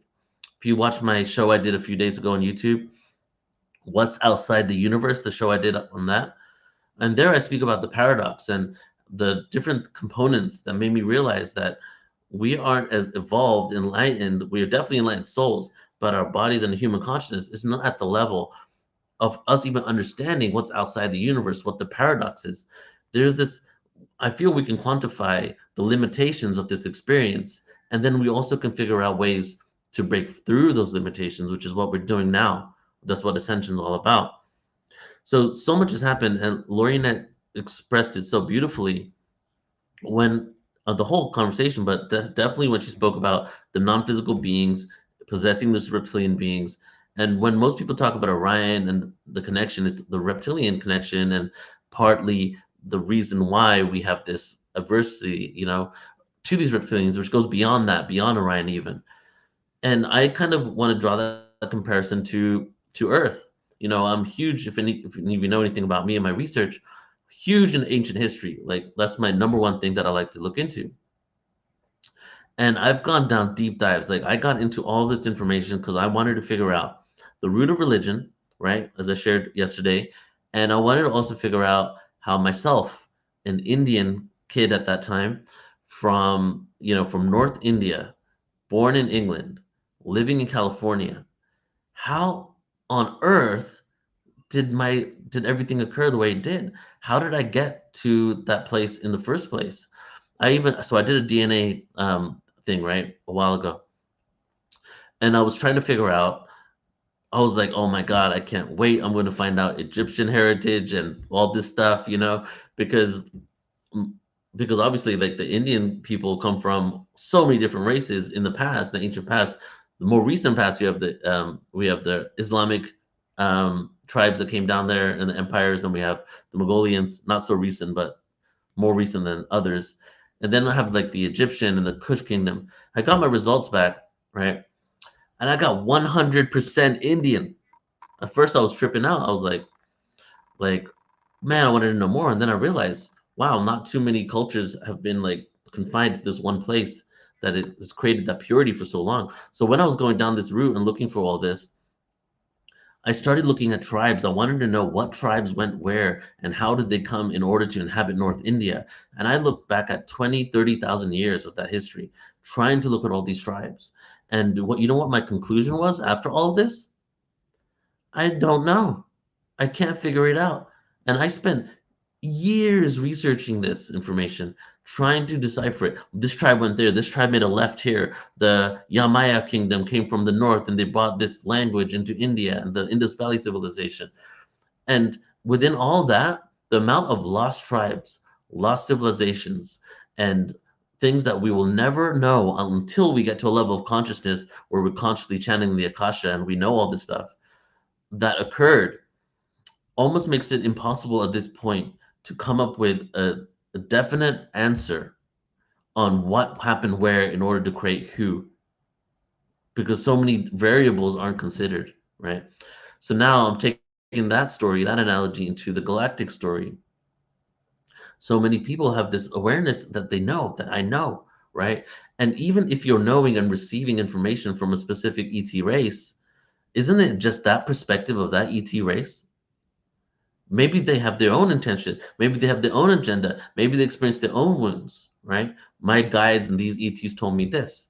So, you guys follow where I'm going with this, just like expanding your perspective on all the different variables that occur here and going into this awareness of I have, as Lorette shared as well, feeling rather than knowing, opening to receive, and having curiosity.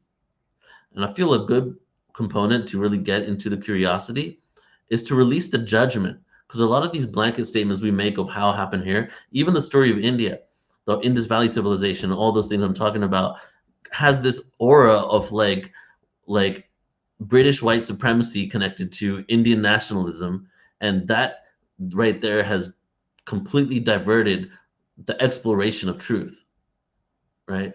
So it's like when we have this judgment, all of a sudden we close ourselves to what the real bigger picture could be, right? So that's just what I wanted to share as we close out with Loretta's part there, my kind of final thoughts. So now, a little announcement from our sponsors, guys. This is going to just take a few minutes here. First of all, I want to let you know we are our own sponsor, and my new book has come out. It's on Amazon. I have two books. I have Planet Earth, Poetry from the Next Dimension, and my new book called Galactic Ancestry, because it's a galactic origin story today. I thought I'd share it. Intergalactic Poetry from Extraterrestrial Worlds. Okay, Intergalactic Poetry from Extraterrestrial Worlds. It's poetry. However, it's also a nonfiction book in where I have poetry about genetic manipulation, different beings incarnating in other dimensions, and then I have like science and historical information there backing it. So if you guys are interested in checking that out, Amazon, it's over there, and you can type in Neil Gore author, or you can type in Galactic Ancestry by Neil Gore, and it should show up. And the other thing, before I get into my Orion talk, and then we have Bridget come on as well and do her talk and close us out, is that we this year are doing a cruise, guys. And the Susan Shumsky of Divine Travels have been trying to get me to do this for years. I kept saying no, and I didn't want to do it. And then all of a sudden, I'm feeling the energy of doing it. So we're going on the Celebrity Equinox, and we're going to be leaving on December 14th to the 21st. GalacticOriginsCruise.com. Check it out. If you can come, please do come. If you can't come, check it out and just bless the page. Just give us some good energy for what we're creating there. And I'm going to show you the trailer right now. And the Galactic Origins Cruise is 2,000 person cruise line, but we're going to have 200 people in our own conference center. We have around 24, 25 presenters, and it's going to be 7 days. We're leaving from the Orlando area. We're going to the Honduras. We're going to Belize. We're going to Yucatan. We're going to visit ancient sites. We're going to meditate. We're going to be experiencing 41 presentations, excursions on an amazing luxury cruise line. So if you guys are interested, I'm going to go ahead and show you this here, and then we'll move on with today's show. So here we go.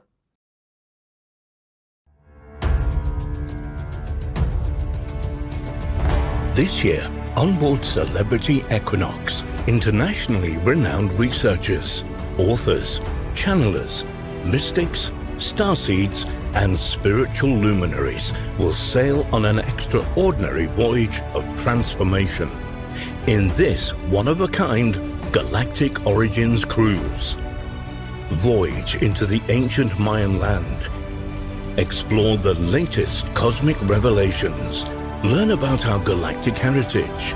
Rediscover the hidden wisdom and Earth's true history as presented by our stellar guest speakers and teachers hailed from around the world. Exclusive offerings include engaging lectures, workshops, special events, one-on-one sessions, sacred fire ceremony, live music performances, custom-tailored excursions.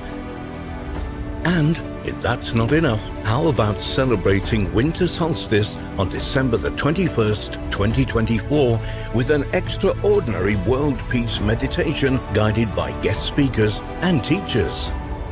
Secure your participation now. With limited packages available, this is your chance to embark on a once-in-a-lifetime journey of discovery and transformation unlike any other. Reserve your place today before it's too late.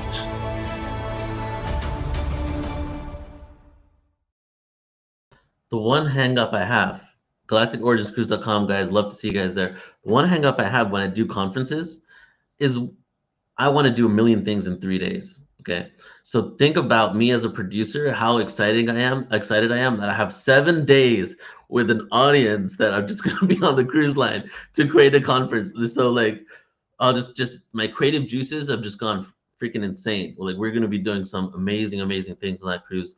So I hope some of you could join us there. The voice is someone that lives in England. We have 3 producers. This is a tri-production conference that we're doing. All right, so now I want us to just take a moment here and do some breaths, and we're going to get into the next part of today's episode. So let's all just close our eyes and shift back into the frequency of what we're learning today, what we're experiencing. I just want you to breathe normally. And just feel the breath as it goes in and out of your lungs. Feel it going in through your nose or your mouth, however you're breathing. Just focus your attention on your breath.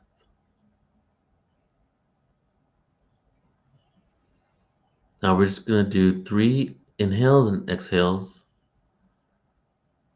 So on the next inhale, deep breath in. And expand this out through the heart, activating your heart center. Imagine your heart center wrapping around the earth. Deep breath in again. And on this exhale, imagine it wrapping around the whole of our solar system. Imagine your heart frequency around the whole solar system. And on this next inhale, we're going to send our heart frequency to the nebula, the stars, and the belt of Orion. Deep inhale, and now hold it. Hold this breath in. Hold this breath. Keep it in. And then a huge mass expansion into Orion as we exhale.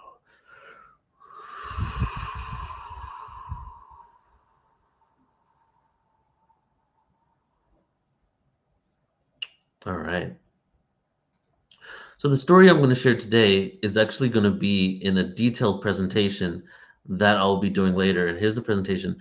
November 2nd, I'll be doing a 2 to 3 hour presentation expanding deeply on what I'm sharing today. But what I'm sharing today is just my experience. This presentation will have research, star maps, all that stuff included in it as well. And it's called Orion Portal, Reptilians, Galactic Wars, and the Stargate to Earth. Okay, it's going to be really cool. I'm going to do another regression with Bridget just to go deeper into this specifically. So check it out, portalascension.org, events, upcoming events is at the bottom of the first page. So firstly, what I want to share is like, you might have heard me say this before. Believe it or not, guys, I'm a pretty big skeptic. I'm a pretty big skeptic. And I used to just call myself a skeptic. And then one day, Alan Steinfeld, I think it was, said to me, "You're a healthy skeptic." And I was like, oh, yes, perfect wording. This is a good way not to be a victim to the skepticism that I've had. And so it took a lot. It took quantum physics, hardcore ancient science, completely deconstructing organized religion and breaking it like this can't be a reality, that there must be something else that this came from, for me to even get into like these esoteric topics, right? Science brought me to my heart, whereas other people, heart brings them to the science. I was the other way around. And so what happened in the last 2 years were 2 regressions and a few ayahuasca ceremonies that brought a lot of information together that was just like boom, boom, boom, confirmation, validation. So I want to share how it connects to Orion. And it starts with the story about 2 years ago, summer, a couple years ago, I had a regression with Geraldine Orozco. And in this regression, I had not had a regression since 2008, and that was my only regression I ever had. So this is like 2022. And even though I know all these hypnotherapists and regressionists, I'd never did it before. And I felt maybe it's time for me to really work on some of these things that I'm working on, my own traumas, my own upbringing, and maybe even beyond that through some regression work, and just to peel back layers of all that stuff. And so so we did this regression, and we're going, it starts out with me walking down these stairs, opening these doors, random doors, and a lot of different things happen. I'm going to speak about the Orion one. So in one of these, one part of this regression, I open a door, and all of a sudden, I am sitting at a table, sitting at a table, and I'm in this Iron Man suit, like it looks like Iron Man, a little more cleaner, I guess, and more shiny. And I'm sitting at this round table in what looks like to be a bar, and there's around 5 or 6 different beings around me, and they're all different extraterrestrials. Okay. And we're all just hanging there. I'm drinking this neon like green drink. Like it looks like a scene out of like Star Trek, the bar scene with Whoopi Goldberg. And we're just sitting there around it, just chilling. And as what I realize now, even Bridget has done this, Geraldine did this. Why are you here? Or what's going on here? And I realized that these are my friends, and we're on a break from work, and we're hanging out at this restaurant, bar, whatever it is. And then I zoom out, and I see I see the whole planet's surface, right? Not outside the planet, just the planet's surface. And it's a barren planet with this one beautiful city in the middle of it. It looked like, what you would think Atlantis is. And in the middle of this city was one huge structure, like major structure. And it's just like all glass, like mirror reflection structure. And I got the download that that's where my job is. That's where I work. So I started exploring this a little more, and I realized that I work in what was called the portal rooms on this planet. And at this point, I didn't realize why I was there, what this really represented. And then I started getting more information on what this was. And basically, this was a jump room in order to jump into different realities and experience what's going on in the reality. It was a portal room for that, right? And my job was specifically in that area. And this whole entire planet basically only had one big major city left on it, had a bunch of industries in there, and this was the major industry of the planet. So I was jumping through this portal, and I started realizing like I was jumping through the portal, but the only thing that I could see as I went through the portal was my own self, my own incarnations. And every time I jumped through this portal, I would actually visit myself on Earth. So that was the whole intention of this portal. I didn't get downloads on what other people were doing, but for my feeling, that portal room, at least, or that whole entire industry, was specifically designed to jump through portals to visit Earth. But every time I was visiting Earth, it was a different timeline on Earth. And at the different timelines I was visiting, I was only seeing myself. And I've realized that the way the portal room works is that it's connected to your genetics. When you go through the Stargate on this portal, that you could only visit your own genetic makeup in different incarnations. And we were visiting Earth for a specific reason that I didn't find out until I think it was Bridget's regression and then the ceremonies afterwards. We were visiting Earth, and I was visiting myself, and so were other people. And as I was doing this, something would happen. This phenomena would occur as you would go through the portal, is that you would actually Well, I was actually feeling the emotions because I would visit myself, and the way the technology worked is I would feel the emotional state and the memories of the person I was visiting, which was myself. So I would see myself with different families, children, lives, wars, all these things. And every time I went, feel like I went maybe hundreds of times. It was my profession. Every time I went through this portal, I would take on those feelings. And I started getting a sickness, a disease that people on this planet were getting. And the sickness was that you go into these realities so often and go and visit yourself and feel the emotions that at one point your identity on this planet could crack and you become schizophrenic because you don't know what identity you have. You have personality disorder basically because you processed and lived so many lives as your own self in this one body that it's hard to process. And I was receiving this information because I was understanding that I was having personality issues on this planet at this time based on that experience in Orion that basically cracked my personality and I got a level of schizophrenia. So a lot of other components happen in that in that. I don't remember all of it. I need to go deeper into listening to the regression. I want to jump over to Bridget's regression now. So one of the moments, and you might remember more, Bridget, and I need to kind of go back into the regression to get more information out of it. But in part of the regression, we asked why Bridget asked me, why are you seeing this? And instead of showing me why I was seeing dragons in the inner earth with taking souls and implanting them in wombs, that was what the question was all about. I was taken to the second star of Orion, which I just realized today that's where Lorette was from, right? And so when I said, why am I seeing this? I was taken to Orion. And on Orion, there was a portal. And so I might be jumbling up the ceremonies and the regression, but that's okay because the story is still the story. Where it comes from, it's scrambled in my head a little bit from which one it comes from. And then, so I saw myself on this planet in this portal room again. And this time I realized that because in Geraldine's regression, I had no idea where it was. I didn't know. And in Bridget's regression, I was taken to the same planets in the same star and around the same star, and now I was outside the planet, and it connected the dot on the first one, and I saw similar things on that planet, but now I knew where I was located, and it was on Orion.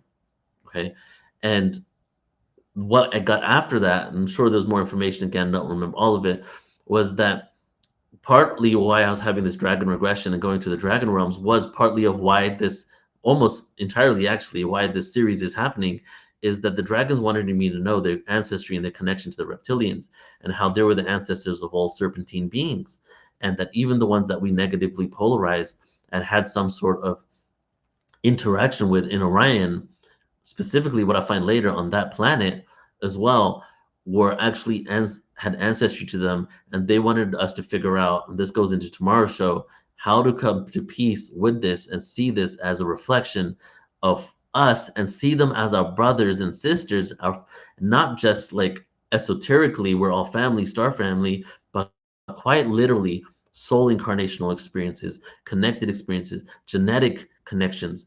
They wanted me to figure out how to do that, and they took me to this planet as if to represent that this is where a lot of that trauma originally happened. Now, this next part of the story connects the regression and the ayahuasca ceremonies. And again, I don't remember which one came from where, but I'll just tell you the story and what I realized now.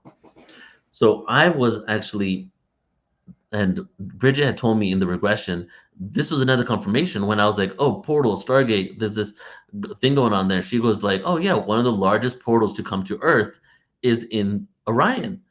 And so I'm at this portal.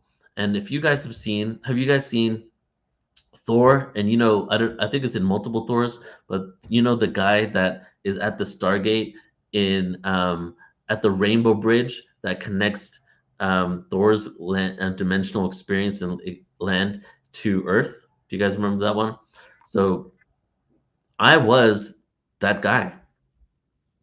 I was basically the portal keeper. And Lorette was sharing today as well about the portal keeper and gates. That was another mind-blowing uh, moment for me when I was hearing that. And so I was basically the guardian of the gate of the portal to come down to this world. And then what had occurred was there was an invasion on this planet. And this invasion had something to do with the wars, and I'm not sure who it was. I didn't see what it was in my regression. And these beings had stolen a technology. And this is why I asked Lorette what the cosmic egg was, because it sounded like it was like creator god technology embedded in the nebula. And they had stole a creator god technology on creating life. And they came and they invaded this planet and attempted to overpower and take over the Stargate. And I was the portal guardian that they were trying to take over. So I joined the war, and I was fighting with them, trying to protect the Stargate. And they won, and they overpowered us, and they escaped through the gate to Earth, creating Creator God, taking Creator God technology. And I don't feel that this technology was the original seeding of Earth. I feel it was way after the original seeding from some malevolent force. Like we've talked about a lot of positive stuff here. So let's say what we've now talked about as this polarized as negativity, some wounded souls that have eventually did this, and they came down to Earth, and they went ahead and took this technology and stole it and started implementing it and creating their own hybridized humans on Earth. And I was realizing that when they came down to Earth and had basically done this, I had a responsibility to go down and try to figure out how to heal this planet. So for a while, a lot of us were trying to figure out what to do and how to go to this planet and heal it. And I couldn't come to Earth. I couldn't do it from where I was. So I went through the portal and incarnated into Earth and got lost into the earthly experience. And been trying to do it ever since. And as this occurred, I was then reincarnated and born. This is new information that came through meditation. I was reincarnated and born on that same planet in a different life as the portal keeper I saw in Geraldine's life. So I went through the portal. I went there to try to retrieve the technology, but I just became a part of the matrix going through the karmic cycles. And then I was reincarnated in my soul essence on this planet in a future version where they created the portal rooms, and the portal rooms were designed. And the reason why, now this is all full circle here, the reason why I was going through the portal jump rooms and going and visiting myself on Earth was because I was what we had to do is we were getting data, and the only way we can get data is go by visiting ourselves and experiencing how we are interacting in this reality to take back the creator God technology, but not take it back. We couldn't take it back. We were going to reconstruct. Now here's another dot connecting for me today, the reconstruction technology. We were going through this portal to reconstruct the technology that was stolen so that we can bring harmony to the belt of Orion, where these planets had been destroyed from this war. And so the portal room, we jumped through it and we pieced together by learning and getting data from the portal room, the technology, we reconstructed it, and we healed the planets from dying. And then in British regression, we went further into the future to see how it was now. And the beautiful planet was, again, connected with Lorette's story. The whole system was beautiful, lush, green, and full of life and vibrancy, showing me that it had healed and that we had basically brought harmony to this system, right? And so the last component, so I'm in ayahuasca ceremony in Costa Rica last year. And all of a sudden, like on my third ceremony, I'm on this planet, like my eyes are open and I'm on this planet with the portal there as the guardian. And I'm seeing everything take place. And I wrote, and again, I'm just kind of freestyling this right now. I have notes, I have everything. That will be part of my presentation where I really use my analytical mind to explain this as well. And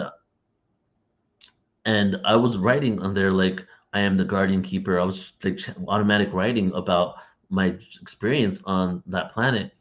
And as I started asking more questions, I asked, what was the name of the portal? And the information I received was the portal to Descension was the nickname of the portal.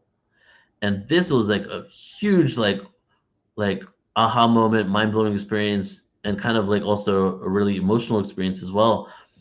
Was I then started realizing more about my mission on this earth, that the portal was a portal, a stargate to lower dimensional experiences. I'm not sure if it was just earth or other places, but I was the portal to assist souls to descend onto planet earth. And my reason why I came to earth was to create the reverse of what I had been doing over there, which was create the portal to Ascension. And I got the download that the portal to Ascension is quite a literal portal that I've etherically created. Basically, it's a literal etheric, which is kind of funny to say, a literal etheric portal of souls going through this awareness, through this information that we're receiving back to that reality, but also being like, it's almost like a correction from my portal to Descension to my portal to Ascension. But that also goes into the theme of portal to Ascension, non-judgment of duality, non-judgment of the darkness, not conveying the conspiracy theories with leaving you in the conspiracy, but taking you to the solution and then the reconciliation of that information. And a few times I've seen, not only have I assisted in creating this system, this matrix, but I also saw that I unconditionally was allowing people to go to a dense experience because they wanted to have that dense experience, right? And so that was connected. That was my whole Orion story there. And Bridget and I are going to go deeper onto this story as well and do some more regressions. But this is all information that came to me in the last 2 years. And just having all these different experiences just validated and more people saying it. Even when I heard about the dragons and connected, and didn't think I would be connected to the dragons. And then I'm hearing all these stories of dragons that are just validating even and confirming even more my own experience. And it's truly beautiful. And we have gone back to Orion and healed the scars of Orion in Orion. But the scars of Orion seem to still be within ourselves, right? And we're still working it out. And I'm hoping this event is just, and this series is just one part of us moving towards that healing. So yeah, that's my story, guys. Thank you for listening to that. And I'll go ahead and bring Bridget on now. So the regression, and I want to go deeper. So Bridget and I will be doing another regression. If you guys want to check out the presentation that will have all this and that regression, again, it's on my website. Oh, and do register because it's going to be epic. I can already feel it. I could feel it the last time. I was like, we're doing more. It's going to be epic. And then, and then it came to pass that we were going to do more. Neil, there were so many things in Lorianette's presentation. And I know you sent me some comments and I saw them way late, but I was like, I could feel all of these things like firing off for you as I was doing it, as I was listening. The cosmic egg, that technology that was creator technology, finding out that she's from the second star, or remembering it really, and that's where you went. And then all of these things, it was just one breadcrumb after another of synchronicity. And there's so much, I don't even know what to cover. So many things. No, right? So many. So it's just like I could keep going. Like if I was taking notes, I would probably have a whole page, right, of stuff that was so similar. And I feel like these 3 events are so important for our consciousness expansion, for the Orion education, because there are a lot of things happening with people who feel a resonance to Orion, and a lot of loss, a lot of suffering that is still rolling into this present human life. And one of the reasons we're here is to really heal that and do that deep dive with this degree of free will that we have here in this planet, right? I know there's lots of people that don't believe in the free will. I believe in both, but I definitely don't believe I don't resonate with the, how do I usually say that, you guys? I don't subscribe. That's a good one. I don't subscribe to the slave race. because I've communicated with so many different beings over my lifetime, and my own memories and things that have come in over all of this starseed awakening years and years. And I just want to say, it's so important. Like, you guys are hearing Neil, you're hearing Lornie, you're hearing Lorette. Oh my gosh, let me get that out. You're hearing all of us talk. You are accessing your own information. It's so important to do that deep dive, because as we do that, we really get into that knowingness of who we are on so many different levels. And the connecting the dots that we're doing here, it's fun. Yes, it's always going to be exciting to access other lives and expressions beyond Earth and within Earth, but there's purpose in it. Neil is utilizing frequencies that he accessed during these sessions and these plant medicine journeys and these meditation now. He's utilizing these frequencies as he's telling these stories, and you guys are receiving this. So everyone who had a life in the Orion system during any of these wars is now receiving some of that wholeness, that return to wholeness inside of yourself, right? Everyone who witnessed the Orion Wars from maybe an ethereal perspective, which happens a lot, instead of necessarily being incarnated in a body, you too are receiving healing from this. And there's so many perspectives, but also Neil's accessing superpowers through this portal technology life, like this life where he is a keeper of the portal.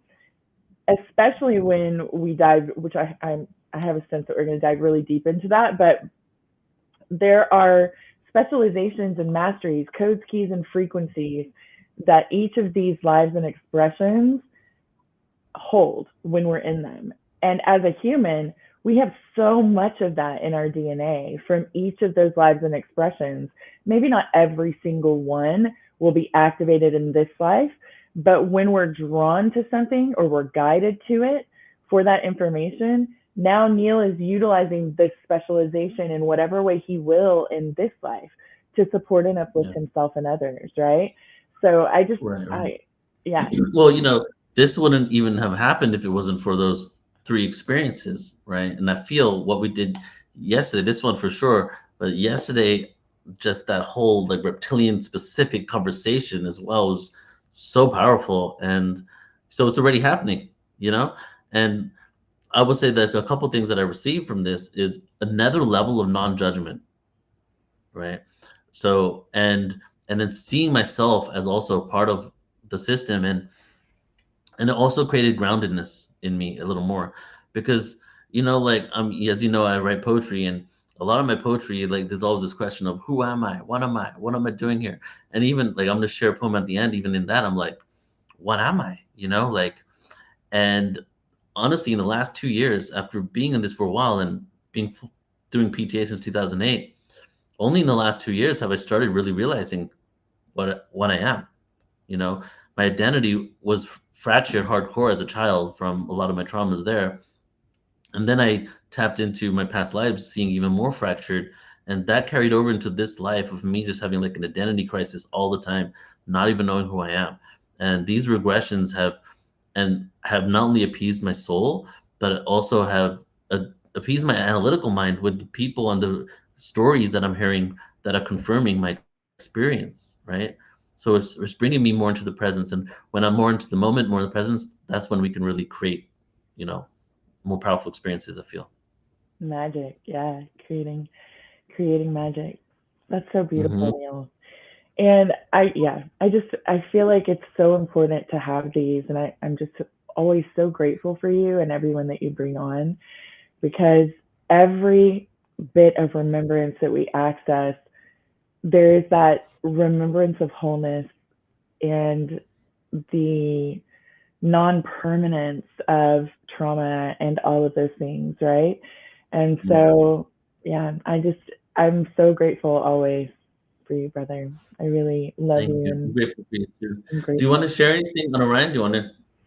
share anything about your own experiences? I do. I just want to do a little fun thing. So, in my consciousness traveling journeys, which is similar to astral projection, I have visited so many different planets and dimensions and things like that. And let me just take these off. I'm not going to be able to see comments, you guys, but okay. So one of the things that I experienced when I was connecting in with Orion is one of the main worlds, one of the indigenous groups of people.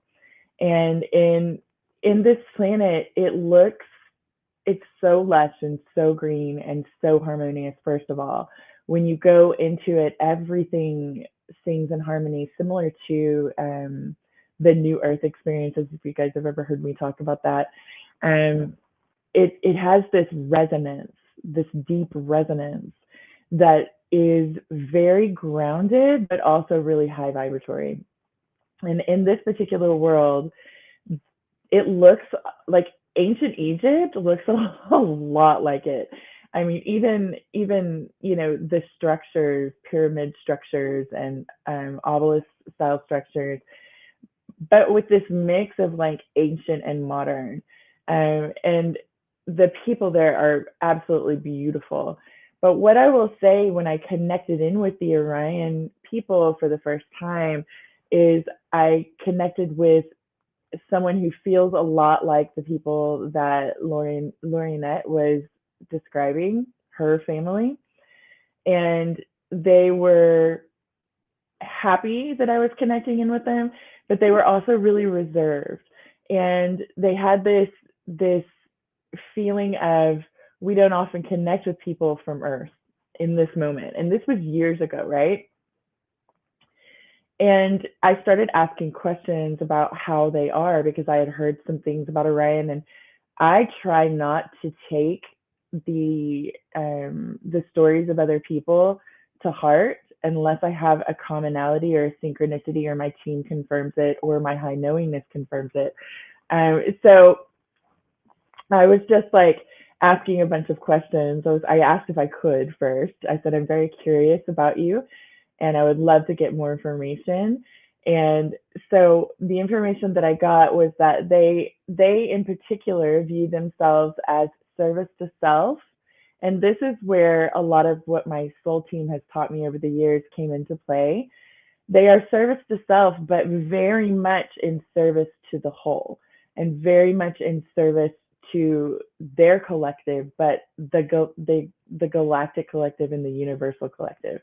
And I think there can be a lot of misperceptions around what service to self and service to others is. And I love to talk about this as part of the unity consciousness that I hold and anchor into this world. But it's a giant infinity symbol. And so imagine on the left is service to self, on the right is service to others. It always returns to the other, right? So you can think of it more as unity. But what they were describing was that they do their journey from within, and then they bring it out into the world, which is very similar to a lot of what we do on Earth, right? We have the inner journey, and then we bring it out into expression in whatever way we do. And so I found it just quite beautiful the way they were describing it. I sort of did a sort of bilocation kind of moment with them, to walk around with them, and it was dark there, so I don't know what it would look like in the daytime at this particular being, but it was very like, they felt very like mystic meets deep spirituality meets really anchored. It was just very, very cool frequencies. Like they had the wisdom and knowledge of the universe kind of thing, and that was their passion, this particular being that I was connecting with. And yeah, so I just wanted to bring that in, but I would love to give you guys a few moments to get in a place if you would like to do this meditation with me and with each other, because that's what it will be. I was receiving some information from the Orions during Neil's presentation about what they want to do. So I'm going to let them and my soul team channel it through like I like to do. So I'm going to give you guys just a few moments to get settled, and you can sit or lay down. If you're tired, probably sit so that you don't go on an appointment, as we like to call it, but you might even so. And there's nothing wrong with falling asleep during these. Just usually means you have an appointment with your council of light, one of them. So as we are all getting settled, if you would like to grab a crystal, grab a crystal. Otherwise, let's just get into it. We're going to do some healing and a bit of traveling. And again, I can't see the chat. My eyes are super blurry. Okay, so what I would love for us all to do is just start with some breath, bringing in the light, raising our vibration. I love doing this. This is one of my favorite things to do, period. And I love guiding other people to do it. And there's so much that can happen in your systems. So take a deep breath in. If you are stuffed up in the nose, just breathe in and out of the mouth. There's no right or wrong way to breathe. And there's no right or wrong way of doing this. Lots of people have lots of theories about meditation, and I just like to go with what feels good. So if you breathe in through the nose and out through the mouth, and do this deep breath a few times.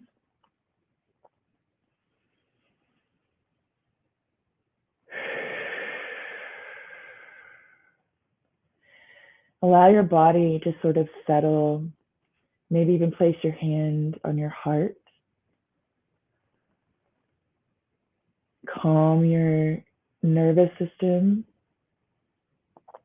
just through intention. Our body is so intelligent. And as you are breathing, I want you to imagine that you are breathing in 50 times more light than air with each inhale. And as you exhale, it is exhaling as well. So it's just multiplying and it's filling up the space around you. And I suggest that everyone breathes in the crystalline diamond rainbow light. That's what it looks like. That's what it is. Just hold the intention. If you see it, beautiful. If you just know it, that's okay too. You can intend. Wherever you are in your meditation journey is perfect. And this light is unconditional source love light. And it is so intelligent. It will begin to move throughout your body and all of your energy fields. It will clear blockages. It loves to clear our chakras and our meridians. So as you're breathing in this light, I want you to focus your attention on your heart space. And you're breathing in the light as if you're breathing it in with your lungs. And now I want you to imagine that your heart is breathing this light in with you as well. And exhaling it.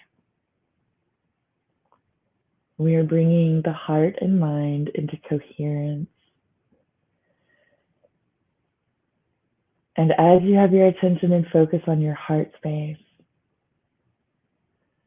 and you're breathing in the light, and your heart is breathing in the light, I want you to imagine, see, know, hear, or feel your soul light. The light that exists within you. Some of you might be in that expanded place of soul and light. If so, beautiful. Some of you might just observe your brightness. Some of you might be hearing frequency. And some of you might just be intending that you are connecting with your soul light. This light is the center, the space within and beyond. The as above and so below, as within and so without.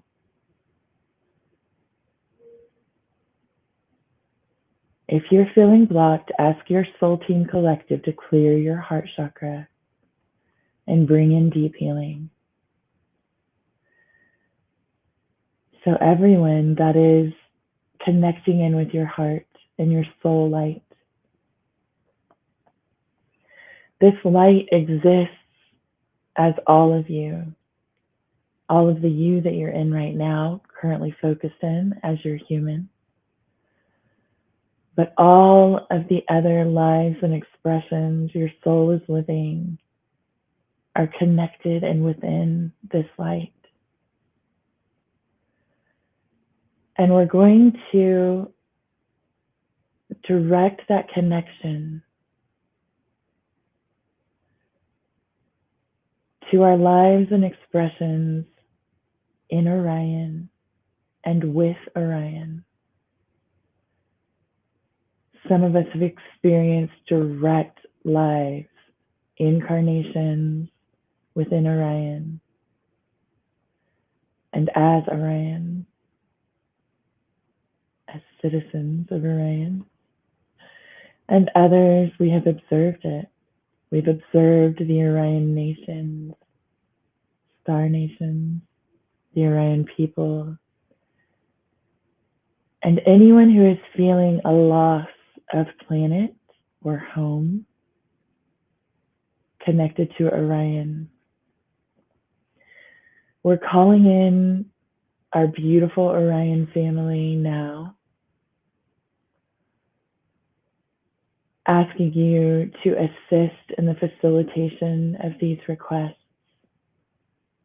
Beautiful, high vibratory Orion beings who understand themselves in the oneness of Source. High dimensional beings of unconditional Source love light. We're calling you in now. And I'm just going to start describing what they're showing me. So I'm seeing the circling of many of us and the beaming of the heart light, the soul light into our hearts, allowing us the space to release. If you desire to release that pain, if you desire to release that trauma, if you desire to release suffering connected to lives and expressions in Orion, all you have to do is say yes, or yes, please. And we're observing our energy fields, and what that looks like or feels like is observing our heart space, observing our emotions and our mental fields for any information that's coming in, whether that be images, frequency sounds that we can hear, feelings in our body or our energy bodies, feeling a lightness of being, feeling like you've set it down. It's no longer yours. I'm receiving a request to bring in transmutation energies. So let's bring in the high vibratory healing energies for each and every person that it is appropriate to transmute the pain into something highly beneficial for each of us. Allowing ourselves to rest in the knowingness that our planets have been reconstructed. The core essence that we are missing, we have been missing, the memories that we have held of that trauma. We can let it go now. Set it down. We don't have to carry it anymore. The trauma of war, regardless of what side you are on, connected to Orion and any other place in the universe, including Earth. Allow it to be washed away. Allow it to be transmuted. Let yourself open to the wholeness and healing that is always there. step into it if you're an action person. Allow the healing and the transmutation to move through you. Choose. We get to choose here. And I invite each of us to allow this healing and this love. There's so much love that is pouring into each of us. Allow this healing to ripple out from us, from the oneness, or from the 0 point into the oneness field, rippling out to each and every being or non-being, each and every person that it is appropriate for, within what we would call past, present, future, on earth and beyond. Allowing all of those daisy chains connected to pain and suffering to dissipate and just disappear. And instead allowing this crystalline diamond rainbow light to flow like a river to each and every person, each and every being or non-being, as appropriate, which means in the highest, without a lot of the duality. And now, as we are allowing ourselves to feel the deep healing, we're being invited to open our hearts to the beautiful family, the Orion family, who are high vibrational and understand themselves in the oneness of Source and are in service to all. And as we open our hearts to them, a portal opens up and we move through it. As we are moving through this portal, leaving all density behind that no longer serves us, instantaneously traveling into the heart of the nebula. We come out of the portal and allow ourselves to expand into connection, into oneness, into the unity and the sentience, connecting with the sentience of this beautiful bringer of life. Connecting into the knowingness that this is Source in expression, just as we are. Observing the stars, the planets, observing the energetic connections like beautiful light fibers, connecting all of these beautiful beings who are being birthed into existence, but also observe those highways of light coming from the heart of the nebula. Observe them and how they move into each of the planets and the stars around. Go up and out to the left of the nebula and observe the highway lights moving up into the left. Now, feeling ourselves in this connection, observing our connection with all of these lights, these streams of lights, these ribbons. And if it feels good, observe them connecting to the different beings within the planet. You might perceive glimpses of them. And if there's one planet or star that you feel the most connected with, feel free to move toward it with just an intention. You are there. Allow yourself to soar in the upper atmosphere if it's a planet. And if it's a star, allow yourself to move through the star to the core. There are often beings in the core, by the way. This is technology as well as sentience. So if you find people there, just say hello. And if you're in the planet, if you're being pulled to any particular area, and when I say pulled, it means this is your highest joy, your highest excitement, your highest curiosity. Go there. Go there now. The lush forests in the Orion worlds are magnificent. And the co-inhabitants to those that are humanoid are beautiful, beautiful sentient beings as well. Feel free to connect with anyone. But if we're in a star or a planet,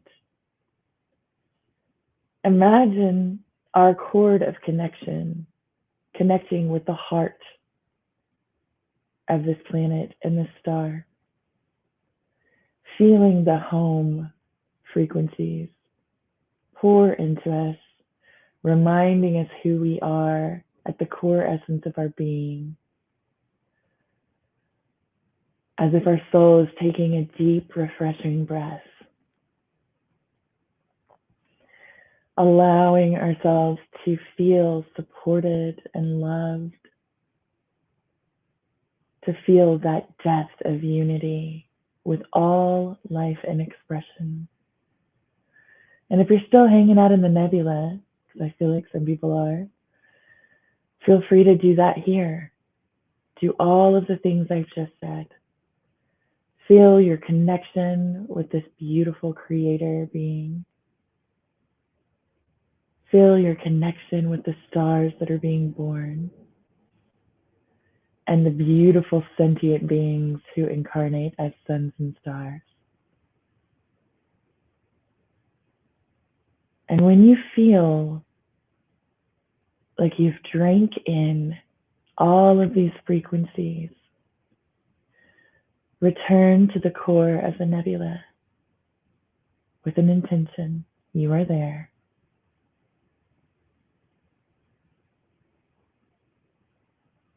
I see some people floating in space. That's really cute. I'm that girl. Return to the core of the nebula. Expand your consciousness by just an intention. And express your gratitude, love, and appreciation for all of Orion, for the nebula, for the stars, for the planets. Remember that you are one with them. Even the beings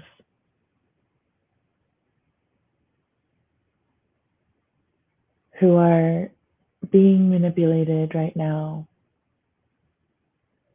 we can send source love light to them and those who are doing the manipulation. This is not an invitation. This is light and love from source, allowing it to fill them up, helping them to understand themselves in oneness as appropriate and in the highest.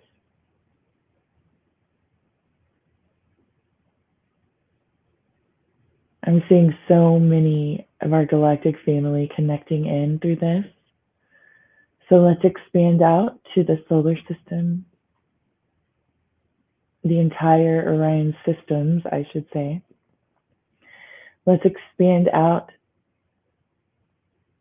to the galaxy,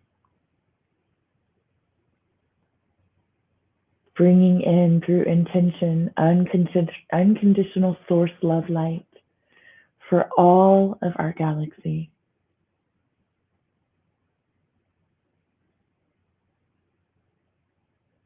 Creating a beautiful grid amongst all of us throughout the galaxy of the unconditional source love light, allowing it to ripple. It is appropriate.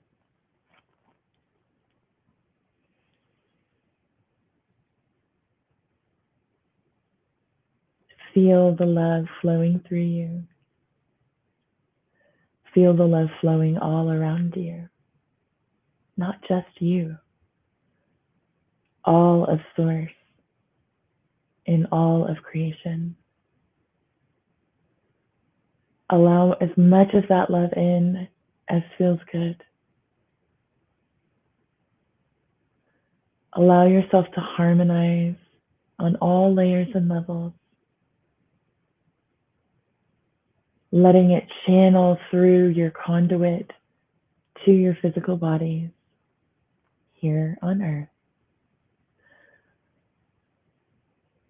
And as it does, a portal opens up again, and you're excited to move through it, because leaving Orion and our galaxy is not really leaving. We are always connected. And all it takes to return to these places within ourselves and within our galaxy, within Orion, or any of our galactic family, is the memory of it or the intention to connect. And as we are moving through the wormhole, it opens up again right above our body. Instantaneously, we are back, and we are calling all of our consciousness that we might have left somewhere unintentionally fully back into our body now, bringing every part of ourselves into full harmony, balance, and alignment as we move back in, bringing all of our consciousness back into our bodies, to this moment, to this day, to this time. And you can open your eyes when you're ready, begin to stretch and move. And if you're feeling still a little not anchored enough, feel free to drop that anchor cord into the heart of Gaia and allow her energy to boomerang back into your body. But also, you can just shake your head a little bit from side to side, and it will bring you back.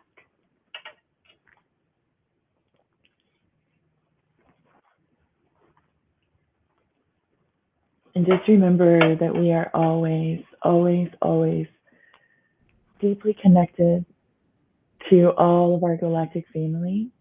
And healing does not have to be a huge production. Though if you want to do it and it brings you joy, then do it. Just holding the intention to connect and to let our family, let our soul, let Source move through us. That's all it takes.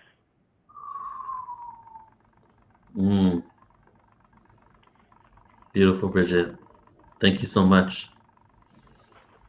Thank you. Yeah. I feel that's a good way to close out today. Anything else you want to share before we end the stream? Come tomorrow. I'm so excited. Mm-hmm. So excited about tomorrow. Same time, same place. Yes, and so tomorrow, everybody, we are doing, and I posted the link, so if you're in the YouTube or if you're not signed up for tomorrow, it's right there, Reptilians and the Shadow Work, and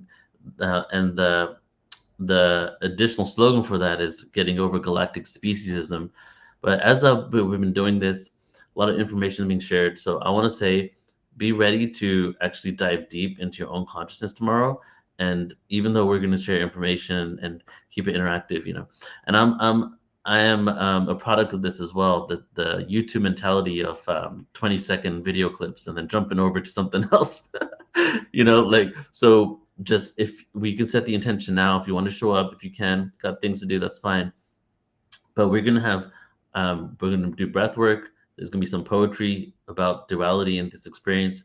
We're going to have shorter talks. So maybe each of us will do 10 minutes, the three of us coming on here. And Bridget, I'd love for you to do something like this again, and maybe even bring a journal, right? What comes up. I'm gonna ask you in the beginning, what are some things that are creating pain for you right now? What are some things that are in your shadow that you feel that is a shadow work you're working on right now? And we want to bring things to the surface. And there's a lot of joy to be experienced in the world, and there's a lot of things under the surface that need to come out to be processed so we can get to that joy. And tomorrow is that, okay? So we were speaking about the connection between the serpent and all that stuff, information. I love information, but I feel that we need to do it like this to really actually integrate what we've been experiencing here So come ready for that. And if you want to, even start journaling tonight, start writing some things down that you want to work on. And we're going to throw it into the collective pot of these chat rooms. And as we throw it into there, all of us together, all of our energy together, we can focus on helping heal and neutralize and expand that throughout the cosmos. So it's going to be good. Okay. And also be prepared for a few minutes of silence. Okay. We'll do some breath work and we'll just sit in silence and we're going to feel our bodies and go deep. So thank you so much, Bridget. I love you so much. I love you. And I'm excited to see you tomorrow. So see you all tomorrow, everybody. Have a beautiful rest of your day and talk soon. Okay. Bye-bye. Thank you, everyone. Thank you, Neil. Thank you, Bridget. Bye, everybody.